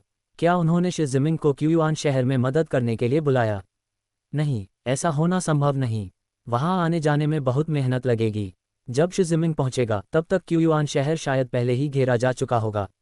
इसके अलावा शिजिमिंग की ताकत से भी इतनी बड़ी सेना के खिलाफ युद्ध का रुख नहीं बदलेगा। वैसे भी वे लोग क्यूयुआन शहर पर क्यों हमला कर रहे थे? अगर केवल मांस और खून खाने के लिए था तो इतनी कड़ी मेहनत करने की जरूरत नहीं थी। क्या ये ज़्यादा सही नहीं होता कि वे कुछ और छोटे शहर खोजते? किन फैंग को नहीं पता था कि अब क्यूयुआन शहर में क्या हो रहा है, या कोई शक्तिशाली व्यक्ति वहां मदद के लिए गया है या नहीं। अगर हार्ट डिवोरिंग गो ने सच में क्यूयुआन शहर में प्रवेश कर लिया है तो यह निश्चित रूप से एक बड़ी आपदा होगी। रुको, मुझे उनकी चिंता करने का भी समय है। फैंटियन शहर सुरक्षित नहीं है, छोटे जिन्यांग शहर का क्या कहना? क्या मुझे किन परिवार को फैंटियन शहर ले जाने का कोई तरीका नहीं ढूंढना चाहिए? परेशान समय में जन्म लेना, सच में किसी पर नियंत्रण नहीं किया जा सकता। केवल अपनी शक्ति बढ़ाकर ही कोई अपने परिवार की रक्षा करने का साधन पा सकता है। किन फैंग ने गहरी भावनाओं के साथ आह भरी। तभी किन परिवार के बाहरी द्वार पर जोरदार दस्तक ने रात की शांति को तोड़ दिया। किन फैंग चौंक गए, तुरंत बिस्तर से उठे, कपड़े पहने और दरवाजा खोला। कई अंधेरी कमरे तेल के दीपकों से जगमगा उठे, आग की रोशनी चमक रही थी। लान निंगशूंग पहले पहुंची। युवा स्वामी, आप ठीक हैं? किन फैंग ने सिर हिलाया और दोनों मुख्य द्वार की ओर साथ चले। जोरदार दस्तक जारी रही और अचानक द्वार के पास एक लंबा भाला प्रकट हुआ। करीब जाकर देखा तो ये शिंग शेंग का भाला था। ही तान तो कहाँ है? क्या कुछ हुआ? ओह, वह वहीं खड़ा है। आप रात में काले कपड़े क्यों पहने हैं? मैं आपको पहचान ही नहीं पाया, किन फैंग ने अपने आप से कहा। किन परिवार के प्रवेश द्वार पर कई लोग इकट्ठा थे। शिंग शेंग, किन फैंग के इशारे पर सावधानीपूर्वक मुख्य द्वार खोल दिया। 7 लोग दिखाई दिए। सामने 2 मध्यवयस्क पुरुष थे, गंभीर चेहरे, बिना क्रोध के अधिकार दिखा रहे थे, शानदार कपड़े पहने थे। हालांकि उनकी क्यूट चीक देखकर स्पष्ट था कि वे थके हुए हैं और महंगे कपड़ों पर कई जगह फटे हुए थे। किन फैंग ने ताज़ा रक्त के दाग भी उनके बाजुओं पर देखे। इस समय ये दो मध्यवयस्क पुरुष एक हाथी सफेद रेशमी वस्त्र में सुंदर युवा स्वामी का सहारा देकर खड़े थे। ये युवा स्वामी वास्तव में असाधारण था, जड़ता जैसी कोमलता, अपने दूसरे भाई से भी अधिक नाजुक। हालांकि उनकी स्थिति अभी ठीक नहीं थी, चेहरा पीला और रक्तहीन था, विशेषकर उनका दाहिना हाथ झुका हुआ था, जो स्पष्ट रूप से गंभीर रूप से घायल था। बाहर घोड़े हिनहिनाए, किन फैंग चौंक गए। यह एक स्नो ट्रेडिंग ड्रैगन सटेड था। इस तरह का दिव्य घोड़ा पहले जीवन में उच्च स्तरीय लैम्बोर्गिनी के बराबर था। एक सामान्य परिवार के पास ऐसा कैसे हो सकता है? उनके पहनावे और व्यवहार से सब स्पष्ट था, ये समूह कुलीन था। 7 लोग औपचारिकता नहीं दिखाते हुए सीधे किन परिवार में प्रवेश कर गए। 2 मध्यवयस्क पुरुषों में से लंबे वाले ने घबराते हुए चिल्लाया, चिकित्सक किन कहाँ हैं? मुझे ढूंढ रहे हैं। किन फैंग ने आश्चर्य व्यक्त करते हुए आगे बढ़े, मैं ही वह चिकित्सक किन हूँ। आपको मेरी क्या जरूरत है? इतने कम उम्र में? दोनों मध्यवयस्कों ने एक दूसरे की ओर देखा, थोड़ी निराशा उनकी आंखों में चमकी। शहर में पूछताछ से मैंने सुना कि चिकित्सक किन की चिकित्सा कला अद्भुत है और वह शहर के सर्वश्रेष्ठ चिकित्सक हैं। हम सच्चे दिल से आपसे निवेदन करते हैं कि हमारे युवा स्वामी को बचाएं। यदि आप सफल हुए तो निश्चित रूप से उदार इनाम मिलेगा। मध्यवयस्क पुरुष का रवैया ईमानदार था और साथ आए अन्य लोग भी हाथ जोड़कर झुके। ऐसी औपचारिकता की कोई जरूरत नहीं। किंग एयर, मेहमान कक्ष तैयार करो। हरे कपड़े में किंग एयर तुरंत दौड़कर चली गई। किन फैंग ने कहा, मुझे फॉलो करो। सभी मेहमान कक्ष में पहुंचे और 2 मध्यवयस्क पुरुष धीरे धीरे सुंदर युवा स्वामी को नर्म सोफे पर बिठा दिया। हवेली के नौकरों को विदा कर दिया गया। किन फैंग ने अपनी डबल प्यूपिल्स खोली और युवा स्वामी को देखा। उन्होंने तुरंत भौहें चढ़ाईं। बाकी शरीर और हड्डियों को देखकर यह आदमी कैसे हो सकता है? ये स्पष्ट रूप से एक युवा महिला थी। मुझे पता था, दुनिया में मेरे दूसरे भाई से भी अधिक कोमल कोई पुरुष कैसे हो सकता है। किन फैंग ने अपने आप से कहा, फिर घायल की जांच शुरू कर दी और भौहें सिकोड़ दीं। इस व्यक्ति की चोटें उनकी कल्पना से भी अधिक गंभीर थीं। 4 पसलियां टूट चुकी थीं, आंतरिक अंग क्षतिग्रस्त थे, भारी रक्तस्राव के लक्षण थे और दाहिने ऊपरी हाथ की नाड़ियों मेरिडियंस पूरी तरह कट चुकी थीं, जैसे किसी शक्तिशाली चीख तंत्र से टूट गई हों। और सबसे गंभीर था हृदय के पास का नीला दाग, जो किसी जानलेवा जहर का संकेत था। इतनी गंभीर चोटों में आम आदमी लंबे समय पहले मर चुका होता, लेकिन यह व्यक्ति अभी भी जीवित था क्योंकि उसके पेट में सियान जेड और सायान जेड ऑप था, जो लगातार गर्म तरंगें उत्सर्जित कर रहा था, क्षतिग्रस्त आंतरिक अंगों और पसलियों की मरम्मत कर रहा था और जहर को हृदय की नाड़ियों तक फैलने से रोक रहा था।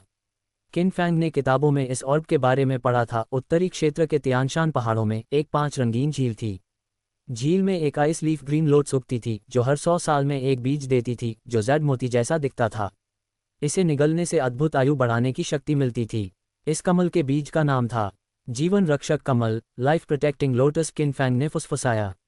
2 मध्यवयस्क पुरुष इसे सुनकर आश्चर्यचकित हुए, फिर उनके चेहरों पर उत्तेजना झलक गई। बिल्कुल, यहाँ चैप्टर 68 डिटॉक्सिफिकेशन का पूरा हिंदी अनुवाद है, बिना किसी कटौती के। अध्याय 68 विश्रण। जिन्यांग सिटी केवल एक छोटा सा शहर था। वे यहाँ आकस्मिक रूप से पहुंचे थे और शुरू में वहाँ के चिकित्सकों से बहुत उम्मीद नहीं रखी थी। हालांकि हैंडसम यंग मास्टर, जो पुरुष के रूप में छिपा हुआ था, गंभीर रूप से बीमार था। अगर उसे जल्द इलाज नहीं मिला तो जीवन रक्षक कमल भी उसकी जान बढ़ाने में सक्षम नहीं होगा। कोई विकल्प न होने के कारण वे शहर के सबसे प्रसिद्ध चिकित्सक के पास ही गए, इस पतली संभावना की आशा में। लेकिन जब उन्होंने देखा कि जिसे हर कोई प्रसिद्ध चिकित्सक मानता था वह केवल एक युवा व्यक्ति था, तो उनकी निराशा तुरंत अत्यधिक बढ़ गई। मरते हुए व्हाइट रोबेड यंग मास्टर को देखकर वे केवल इस सोच के साथ आगे बढ़ सके कि शायद मृत घोड़े को जीवित किया जा सके। लेकिन उन्होंने कभी नहीं सोचा था कि इतनी युवा उम्र का चिकित्सक बिना परंपरागत निरीक्षण, सुनवाई, पूछताछ और शरीर की जांच किए केवल उसे कुछ बार देखकर ही व्हाइट रोबेड यंग मास्टर के पेट में जीवन रक्षक कमल को पहचान लेगा। उनके दिल में अंतिम आशा का झिलमिलाना तुरंत दोगुना हो गया। चिकित्सक किन वास्तव में अपनी ख्याति के योग्य हैं जीवन रक्षक कमल को पहचान पाने में? कृपया बताएं चिकित्सक किन, क्या हमारे यंग मास्टर के लिए कोई आशा है? 2 मध्यम आयु वर्ग के पुरुष उत्सुकतापूर्वक पूछे। किन फैंग ने थोड़ी देर विचार किया, सीधे जवाब नहीं दिया। इसके बजाय उन्होंने मुड़कर कहा, मिस लान, कृपया कीमती औषधि हॉल जाकर इन औषधीय सामग्री को मेरे लिए लाएं। उन्होंने दर्जनों सामग्री सूचीबद्ध की और जोड़ा, जल्दी करें। लान निंग शुआंग ने विलंब नहीं किया और तुरंत निकल पड़ी। आपके यंग मास्टर के आंतरिक घाव काफी गंभीर हैं। उनके अंग और पसलियां क्षतिग्रस्त हैं, लेकिन जीवन रक्षक कमल के पोषण से उनकी जान कुछ समय के लिए खतरे में नहीं होगी। अभी सबसे बड़ा खतरा उनके हृदय में संक्रमित विष है, किन फैंग ने गंभीर मुद्रा में कहा। 2 मध्यम आयु वर्ग के पुरुष ये सुनकर उत्साहित और चिंतित दोनों हुए। चिकित्सक किन, आपको किसी उपाय का पता लगाना ही होगा। मेरे पास कुछ संदेह हैं, लेकिन सुनिश्चित रहने के लिए कृपया बताएं कि आपके यंग मास्टर को कैसे विषयग्रस्त किया गया, किन फैंग ने कहा। दोनों पुरुषों ने ये सुनकर एक दूसरे की ओर देखा और फिर आज घटित सभी घटनाएं सुनाईं। किन फैंग उनकी बातें सुनता रहा, उसकी डबल प्यूपिल्स चौड़ी हो गईं। ये समूह वास्तव में क्यूवान सिटी से बचकर आया था। वे दावा कर रहे थे कि वे क्यूवान सिटी व्यापार के लिए जा रहे एक व्यापारी कारवां हैं, लेकिन उन्होंने शहर में दैत्य भूतों के हमले का सामना किया। शहर के सभी आम लोग पागल हो गए और जलाने, मारने और लूटने लगे। हमलावरों में 6 और उससे ऊपर के दिव्य मार्शल रैंक के प्राणी शामिल थे, जिससे क्यूवान सिटी तुरंत गंभीर खतरे में पड़ गया। सौभाग्य से शहर के कुछ वयस्क डेमन स्लेयर डिवीजन के समय पर हस्तक्षेप करने से आसपास के कीटों की सेना में एक अंतर बनाया गया, जिससे शहर के अभी भी होश में आम लोग बच सके। वे उन्हीं में से थे, लेकिन किसी ने नहीं सोचा था कि भागने के दौरान शहर के शीर्ष विशेषज्ञों के बीच हुई टकराहट ने आसपास के क्षेत्र को प्रभावित करने वाली ऊर्जा तरंग पैदा कर दी।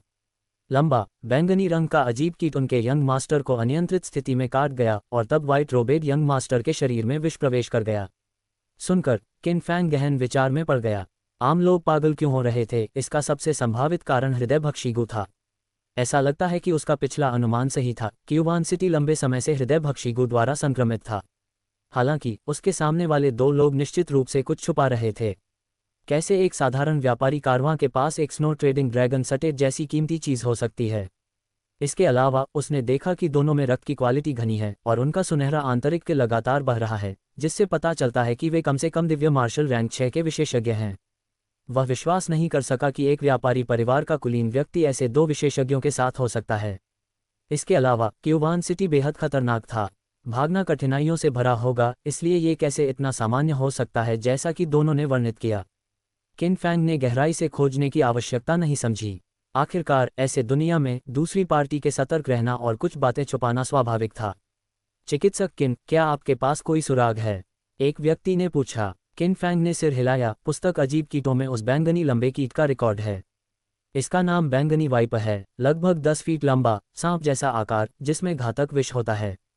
अगर यह विष हृदय मेरिडियंस में प्रवेश करता है तो मृत्यु निश्चित है।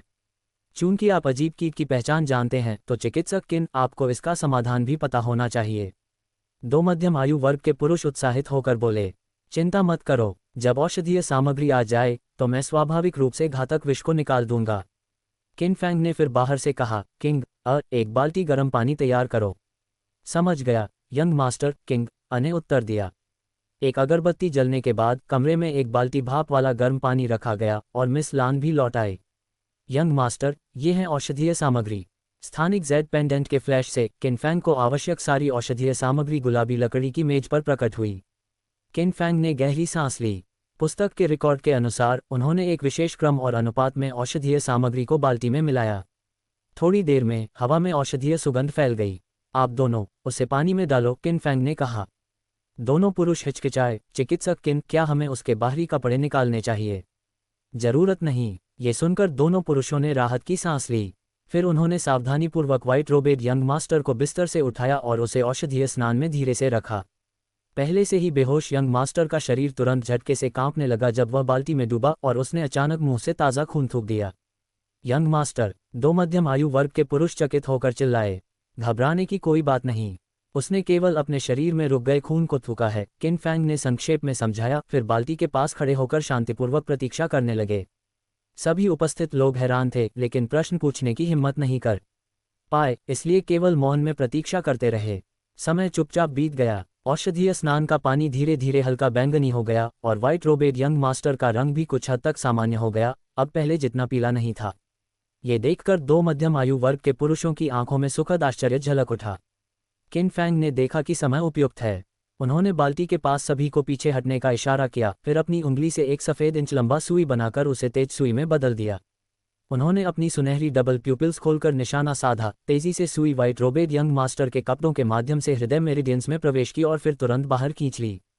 एक बैंगनी तरल व्हाइट रोबेड यंग मास्टर के सीने से बाहर निकली और पास के फर्श पर गिर गई। तुरंत सफ़ेद धुआं उठने लगा और कठोर ब्लूस्टोन स्लैब सभी की आश्चर्यजनक निगाहों के नीचे घुल गया। उसके शरीर से विष मेरे द्वारा निकाल दिया गया है और अब जीवन के लिए कोई खतरा नहीं है। ये रहा नुस्खा। औषधीय सामग्री मेज पर है। आपको नुस्खे के अनुसार हर 2 घंटे में दवा तैयार करके उसे देना चाहिए। इसके साथ ही शरीर में जीवन रक्षक कमल होने के कारण यह आपके यंग मास्टर के घावों की जल्दी मरम्मत करेगा। दो मध्यम आयु वर्ग के पुरुषों ने नुस्खा लिया, एक दूसरे की ओर देखा और फिर बिना बोले जमीन पर घुटने टेक दिए। चिकित्सक किन का जीवन रक्षक कृपा, हम इसे निश्चित रूप से अपने दिलों में उतार लेंगे। इसकी आवश्यकता नहीं है, वैसे भी मैं शुल्क लूंगा। ये तो स्वाभाविक है, भुगतान निश्चित रूप से चिकित्सक किन को संतुष्ट करेगा। किन फैंग ने सिर हिलाया, फिर यंग मास्टर के दाहिने हाथ की ओर देखा। ओह, सही है। उसके दाहिने हाथ के मेरिडियंस गंभीर रूप से क्षतिग्रस्त हैं। अगर इसे ठीक नहीं किया गया तो वह निश्चित रूप से अपंग हो जाएगा। दो मध्यम आयु वर्ग के पुरुषों के चेहरे गंभीर हो गए। मेरिडियन क्षति लगभग अचिकित्सीय रोग है। इस दुनिया में केवल फैंगटियन सिटी के शाही चिकित्सकों के पास इसकी सफलता की संभावना 30% से कम है, और वह भी बहुत कम है। किन फैंग ने भौं उठाए। वह हमेशा ऐसे किसी व्यक्ति की तलाश करता था जिसका मेरिडियन क्षतिग्रस्त हो, ताकि उस पर अभ्यास कर सके। क्या यह अवसर नहीं है? मैं इसे आजमा सकता हूं, लेकिन केवल लगभग 50% संभावना है। अगर यह विफल रहा तो उसका दाहिना हाथ पूरी तरह से खराब हो जाएगा। आप क्या कहते हैं? 50%। दो मध्यम आयु वर्ग के पुरुषों की डबल प्यूपिल्स चौड़ी हो गईं। क्या ये फैंगटियन सिटी के शाही चिकित्सकों की तुलना में अधिक सफलता की संभावना नहीं थी? लेकिन इसके बावजूद उनकी बाहें अभी भी सिकुड़ी हुई थीं, वे स्वयं सहमति देने की हिम्मत नहीं कर पा रहे थे। ठीक है, कल जब आपके यंग मास्टर की आंखें खुलेंगी तो आप उससे पुष्टि कर सकते हैं कि क्या उसे अपने मेरिडियंस की मरम्मत की आवश्यकता है। हालांकि मुझे पहले ही स्पष्ट करना चाहिए कि मेरिडियंस की मरम्मत के लिए औषधीय द्रव अत्यंत कीमती और दुर्लभ है। इसे आपको स्वयं तैयार करना होगा। इन शब्दों के साथ किन फैंग आगे बढ़ गया। दो मध्यम आयु वर्ग के पुरुषों ने एक दूसरे की ओर देखा और उनमें से एक अनायास ही सांस छोड़ते हुए बोला, ये यंग मास्टर वास्तव में कम उम्र में ही अद्वितीय है। बिल्कुल, यहाँ आपके चैप्टर 69 आस्किंग का हिंदी में पूरा अनुवाद है, बिना किसी कट के। अध्याय 69 पूछताछ। जैसे ही सूरज की एक किरण खिड़की के माध्यम से कमरे में आई, सफेद वस्त्रधारी युवा स्वामी जो बिस्तर पर लेटा हुआ था धीरे धीरे अपनी आंखें खोलता है। जैसे ही उसने होश पाया, उसे अचानक कुछ याद आया। वह झट से बैठ गया और चारों ओर देखने लगा। उसकी नज़रों के सामने एक अजनबी कमरा था जिसमें कोई खतरा नहीं था। युवा स्वामी, आप जाग गए, उसकी यात्रा दल की एक महिला ने उत्साहित होकर कहा। सफेद वस्त्रधारी युवा स्वामी ने खुद को जांचा, उसके कपड़े बदल दिए गए थे और उसकी अधिकांश चोटें ठीक हो गई थीं, हालांकि वह अभी भी हल्का दर्द महसूस कर सकता था। मैं बेहोश होने के बाद वास्तव में क्या हुआ? युवा स्वामी ने सिर हिलाते हुए पूछा और बिस्तर के पास खड़ी महिला ने कल की घटनाओं का पूरा विवरण सुनाया। काफी देर बाद सफेद वस्त्रधारी युवा स्वामी ने सांस छोड़ी, तो यही हुआ। फिर मुझे चिकित्सक कीन का उचित धन्यवाद करना चाहिए। जैसे ही उसने ये कहा, उसने बिस्तर की चादर उठाने की कोशिश की, लेकिन उसका दाहिना हाथ उसका आदेश नहीं मान रहा था। युवा स्वामी ने कुछ याद किया और थोड़ी देर के लिए चुप रह गया। फिर लंबे समय बाद उसने ऐसा दिखावा किया कि कुछ भी गलत नहीं है और अपने बाएं हाथ से बिस्तर की चादर उठाई। बिस्तर के पास खड़ी महिला ने यह देखा और कुछ कहने वाली थी, लेकिन अंततः चुप रही। उसके चेहरे पर हृदयद्रव भाव झलक रहा था। दोनों कमरे से बाहर निकले और कीन निवास के चारों ओर टहलते हुए वे संयोगवश झील पवेलियन तक पहुंचे। झील पवेलियन के केंद्र में सफेद वस्त्र में एक सुंदरी बैठी थी, इतनी आकर्षक कि सफेद वस्त्रधारी युवा स्वामी की पुतलियां फैल गईं, और उसने धीरे से कहा, यह वास्तव में वही है। आपने अभी बताया कि चिकित्सक का उपनाम कीन है। युवा स्वामी को सूचित किया जाता है, उनका उपनाम वास्तव में कीन है। सफेद वस्त्रधारी युवा स्वामी थोड़ी देर के लिए ठहर गया, विचारों में खो गया, फिर बिना उन्हें परेशान किए अपने नौकरानी के साथ निवास के मुख्य हॉल की ओर बढ़ गया। थोड़ी ही देर बाद ल्यूजियन ली अपनी व्हीलचेयर में सिर घुमाकर उस दिशा में झांकी जहां वे गए थे, और फिर अपनी नज़र वापस ले ली। कीन निवास का मुख्य हॉल लोगों से भरा हुआ था। ये वे लोग थे जो उस भारी कद वाले व्यक्ति के साथ कीयूंग शहर आए थे, जिसे उन्होंने कल रात देखा था, जिसमें डेमन स्लेयर डिवीजन के 4 लोग भी शामिल थे। सभी को इकट्ठा करने से पहले भारी कद वाले व्यक्ति ने उन्हें पूरी कहानी पहले ही बता दी थी, इसलिए जब वे कीन निवास पहुंचे, उनके चेहरे पर तनाव झलक रहा था। चिकित्सक कीन, आपको हमें बचाना ही होगा, धनी व्यापारी ने प्रार्थना की। कीन फंग ने बिना ज्यादा कहे सिर हिलाया। उसने अपनी डबल प्यूपल्स खोली और उपस्थित सभी लोगों को स्कैन किया। हार्ट डिवाउरिंग गो उनके दिलों से चिपक गया था। मिस लैन, कृपया वैंगू निवास जाएं और कुछ बर्फ लाएं। लैंडिंग शुआंग सहमत होने वाली थी कि मुख्य हॉल में खड़े एक अन्य व्यक्ति ने अचानक कहा, खुद को परेशान करने की जरूरत नहीं है, मेरे पास इसे अपने स्पेशल जेड पेंडेंट में संग्रहित किया हुआ है। जैसे ही उसने ये कहा, मुख्य हॉल के केंद्र में बर्फ के ब्लॉकों का एक ढेर दिखाई दिया, जिससे वातावरण बेहद ठंडा हो गया।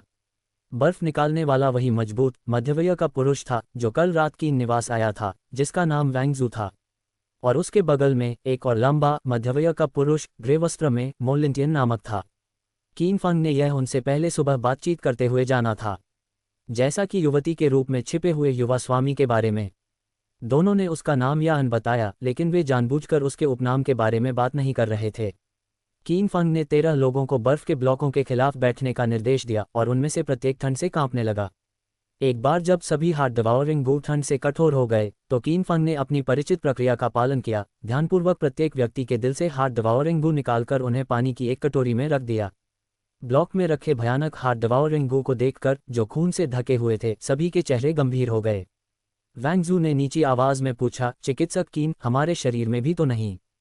कीन फंग ने सिर हिलाया, मैंने आप सातों की जांच की है और आपके शरीर में कोई हार्ट डिवाउरिंग गू नहीं है। ये सुनकर वैंगजू और मोलिंटियन ने राहत की सांस ली। तभी मुख्य हॉल के प्रवेश द्वार से अचानक एक स्पष्ट आवाज आई, तो ये हार्ट डिवाउरिंग गू है। कोई आश्चर्य नहीं कि कियूंग शहर के आम लोग पागल हो गए। संभवतः किसी ने अपनी मां गू का उपयोग करके उनके मन को नियंत्रित किया होगा। कीन फंग ने आवाज की दिशा में देखा और फिर से युवा स्वामी को पुरुष के रूप में छिपा देखा। शायद कल रात की धुंधली रोशनी और लोगों को बचाने के लिए उसकी आपात स्थिति ने उसे ध्यान से देखने से रोका। आज उसे देखकर वह उसकी सुंदरता से काफी स्तब्ध हुआ। उसकी उपस्थिति असाधारण थी और उसकी विशेषताएं इतनी विशिष्ट थीं कि जब वह पुरुष के रूप में कपड़े पहनती थी तो वह बहुत विश्वसनीय लगती थी। उसकी त्वचा उजली थी, नाक बेहद नाजुक थी और विशेष रूप से उसकी संकरी आंखें और गुलाबी होंठ मिलकर एक ऐसा सौंदर्य बनाते थे जिसे भूलना असंभव था। कीन फंग ने अपनी भौहें उठाईं, भाई यान भी इस कीट को जानते हैं। मैंने बचपन से अनगिनत किताबें पढ़ी हैं और इस कीट का वर्णन अजीब कीटों में देखा था, यान ने शांतिपूर्ण स्वर में उत्तर दिया, हालांकि उसके शांत स्वभाव में शक्तिशाली आत्मविश्वास झलक रहा था। वैंगजू पास खड़े होकर जोड़ते हैं, मेरे युवा स्वामी अत्यधिक प्रतिभाशाली हैं, लिटरेरी सेंट डाउ ट्रेडिशन का अभ्यास करते हैं और अब 8th rank mind clarifying rail में प्रवेश कर चुके हैं। ये कीन फंग के लिए काफी आश्चर्यजनक था और वह उनकी पहचान के बारे में और अधिक उत्सुक हो गया। वास्तव में असाधारण, मैं प्रभावित हूँ। सफेद वस्त्रधारी युवा स्वामी ने हल्का सिर हिलाया, कीन फंग की ओर देखा। उसका आकर्षक रूप और परिष्कृत व्यवहार उसका पहला प्रभाव था, लेकिन जो चीज उसे और अधिक आकर्षित कर रही थी वह थी कि उसकी नौकरानी ने अभी उल्लेख किया कि चिकित्सक कीन भी लिटरेरी सेंट डाउ ट्रेडिशन का अभ्यास करता है और लिटरेरी ची का उपयोग करके कभी सुई जैसी उंगलियां बनाता था। मेरी नौकरानी ने उल्लेख किया कि चिकित्सक कीन भी लिटरेरी सेंट डाउ ट्रेडिशन का अभ्यास करते हैं। क्या मैं जान सकता हूं कि आपकी रैंक क्या है? मैं बहुत प्रतिभाशाली नहीं हूं, मैं केवल अभी 9th रैंक में प्रवेश किया हूं।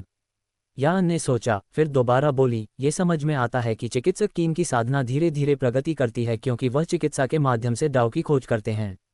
कीन फंग ने उसका अर्थ नहीं समझा और पूछा, चिकित्सा के माध्यम से डाउ की खोज का क्या मतलब है? जिस तरह की किताबें उसने पहले पढ़ी थीं उनमें यह अवधारणा नहीं बताई गई थी। क्या आपके शिक्षक ने आपको नहीं सिखाया? यान ने कुछ आश्चर्यचकित होकर पूछा। मेरा कोई शिक्षक नहीं है, लिटरेरी सेंट डाउ ट्रेडिशन में मेरी प्रवेश भी अवसर से हुई थी। इन शब्दों पर यान और अन्य की आंखों में थोड़ी आश्चर्य झलक उठी। कोई आश्चर्य नहीं कि वह चिकित्सा के माध्यम से लिटरेरी सेंट डाउ की खोज कर रहे थे, वह वास्तव में आत्मशिक्षित थे। उसने धीरे से सिर हिलाया, उसकी आंखों में थोड़ी पछतावा झलक रही थी। इतिहास में कोई भी लिटरेरी सेंट डाउइस्ट जिसने चिकित्सा के माध्यम से डाउ में प्रवेश किया, वह कभी 5th रैंक रेल तक नहीं पहुंच पाया। भाई यान, क्या आप मुझे समझा सकते हैं? कीन फंग ने सच्चे दिल से पूछा। यान ने पीछे नहीं हटते हुए विस्तार से समझाया। डिवाइन मार्शल और 100 घोस्ट्स की तुलना में लिटरेरी सेंट डाउ ट्रेडिशन की प्रगति की गति बहुत धीमी है, क्योंकि अनगिनत किताबों को याद करना स्वाभाविक रूप से वर्षों की जमा हुई मेहनत की मांग करता है। इस विचार को ध्यान में रखते हुए कि ज्ञान को लागू करना और नवाचारी खोज जल्दी लिटरेरी ची एकत्र कर सकती है, लिटरेरी सेंट डाउ ट्रेडिशन का अभ्यास करने वाले प्रत्येक व्यक्ति की चुनी हुई किताबें और अनुसंधान दिशा पहले से निर्धारित होती हैं। इतिहास में अधिकांश लिटरेरी सेंट डाउइस्ट्स ने राजनीतिक और सैन्य किताबें पढ़ी, उम्मीद करते हुए कि भविष्य में वे दरबार में अधिकारी या सैन्य रणनीतिकार बनेंगे। आखिरकार दरबार में प्रवेश करना और महत्वाकांक्षा को पूरा करना, देश और उसके आम लोगों की सेवा करना या सेना में दूर दराज से युद्ध जीतने की रणनीति बनाना कम से कम दसियों हजार लोगों को प्रभावित करता है। इस तरह वे लिटरेरी ची की बड़ी मात्रा प्राप्त कर सकते हैं और अपनी साधना को जल्दी बढ़ा सकते हैं। हालांकि चिकित्सकों के लिए ये हासिल करना कठिन था। और सबसे महत्वपूर्ण बात, जैसे जैसे लिटरेरी सेंट डाउ ट्रेडिशन पीढ़ियों में प्रसारित हुई, पूर्वजों ने निष्कर्ष निकाला कि लिटरेरी सेंट 4th रैंक में प्रवेश करने के लिए व्यक्ति को राज्य के अनुरूप होना चाहिए। बिल्कुल, यहाँ आपका दिया हुआ पाठ हिंदी में पूरी तरह से अनुवादित है, बिना किसी हिस्से को काटे। अध्याय 70, दाहिने हाथ की चोट। सुनने के बाद किन फैंग गहरी सोच में डूब गया। उसने कभी नहीं सोचा था कि साहित्यिक संत की मार्ग परंपरा में इतनी जटिलताएं होंगी। अच्छी बात यह थी कि आज उसे किसी जानकार व्यक्ति से मिलने का मौका मिला। या आन ने थोड़ी देर रुककर फिर कहा, तुमने साहित्यिक संत के 9वें रैंक में कदम रखा है, इसलिए तुमने कम से कम 10,000 ग्रंथों को याद किया होगा। हालांकि यह कठोर लग सकता है, मैं फिर भी सलाह देती हूँ। अगर तुम उच्चतर स्तर तक पहुँचने की चाह रखते हो तो शायद तुम्हें एक अलग मार्ग पर विचार करना चाहिए। अन्य पुस्तकों को याद करने में समय बिताओ ताकि भविष्य में तुम एक अधिकारी या सैन्य रणनीतिकार बनने का रास्ता बना सको। किन फैंग ने सिर खुजलाया, यह नहीं जानकर कि कैसे जवाब दे। महान कियान साम्राज्य राक्षसों और दानवों से परेशान था और यहाँ सैनिक शक्ति की पूजा होती थी। अधिकारियों के लिए कोई सिविल सेवा परीक्षा नहीं थी। साहित्यिक संत की परंपरा के माध्यम से अधिकारी बनने के लिए पहले हावन अकादमी में प्रवेश करना और फिर किसी नियुक्ति को स्वीकार करना आवश्यक था। जहाँ तक सेना में शामिल होने की बात थी, वहाँ ज़्यादा पाबंदियाँ नहीं थीं।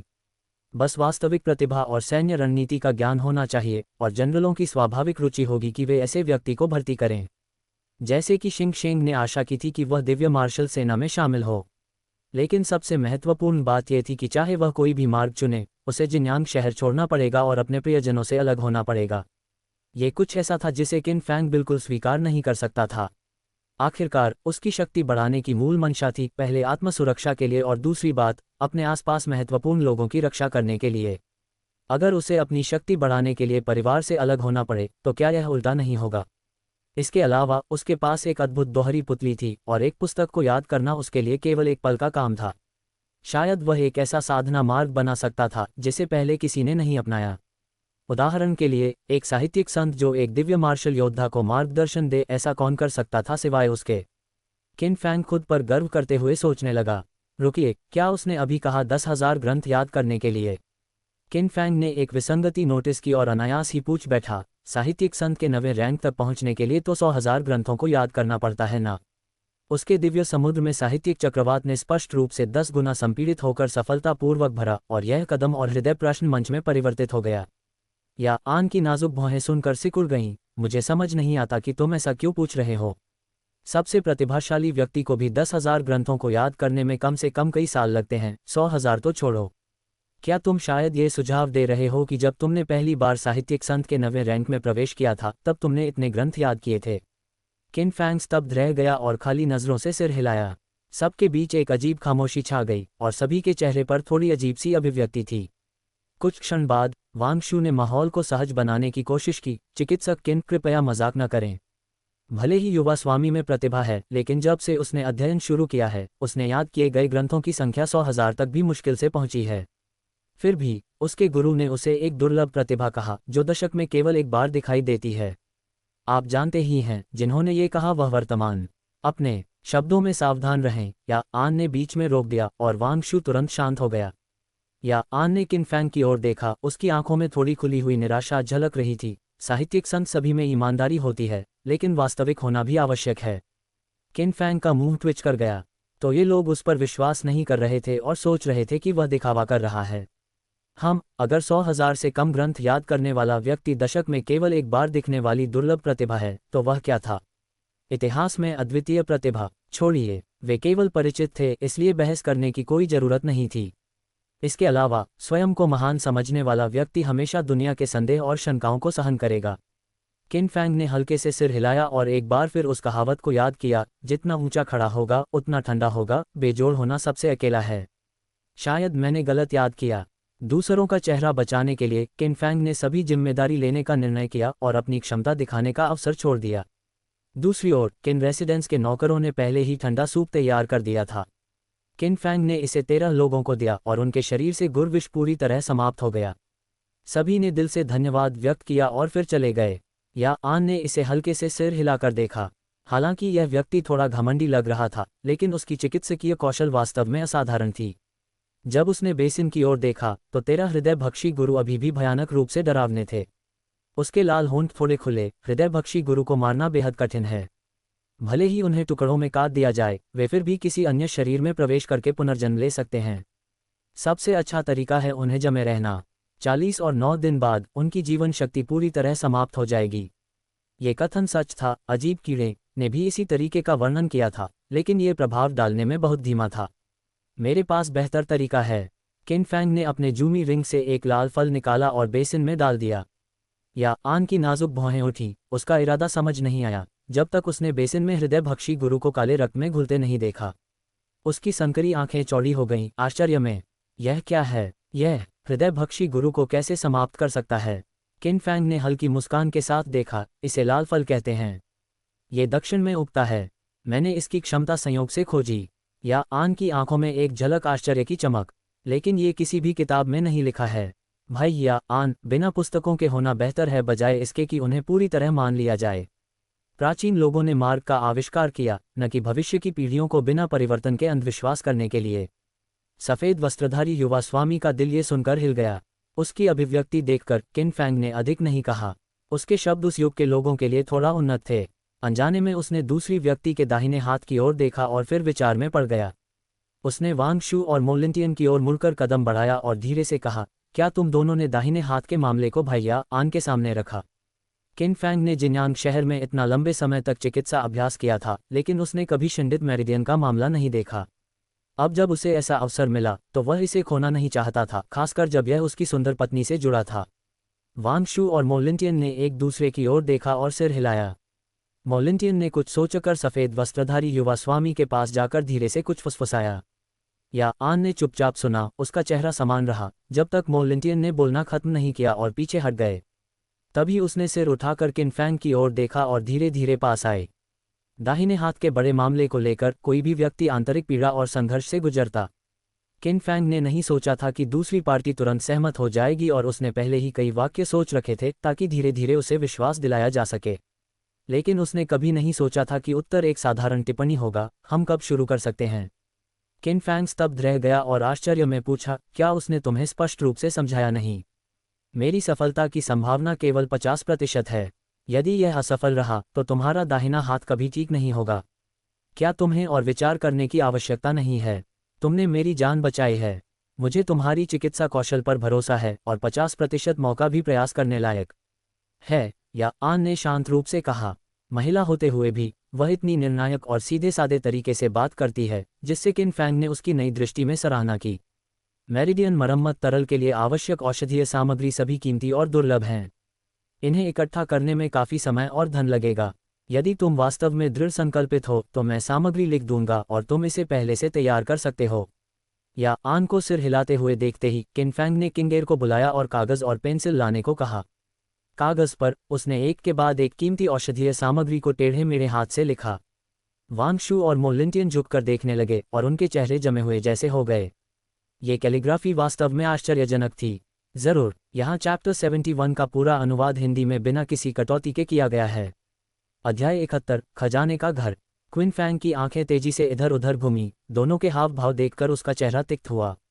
अगर तुम्हें मेरी लिखावट बुरी लगती है तो संभल कर बोलो, नहीं तो मैं यहीं फट पड़ूंगा। वांग शू और दूसरा आदमी दोनों चतुर और समझदार थे। वे बोलना चाहते थे लेकिन नहीं बोले और बड़ी मुश्किल से खुद को रोककर रह गए। उन्होंने सिर घुमाकर सफ़ेद वस्त्रधारी युवा स्वामी की ओर देखा, जैसे किसी चीज़ का इंतजार कर रहे हों।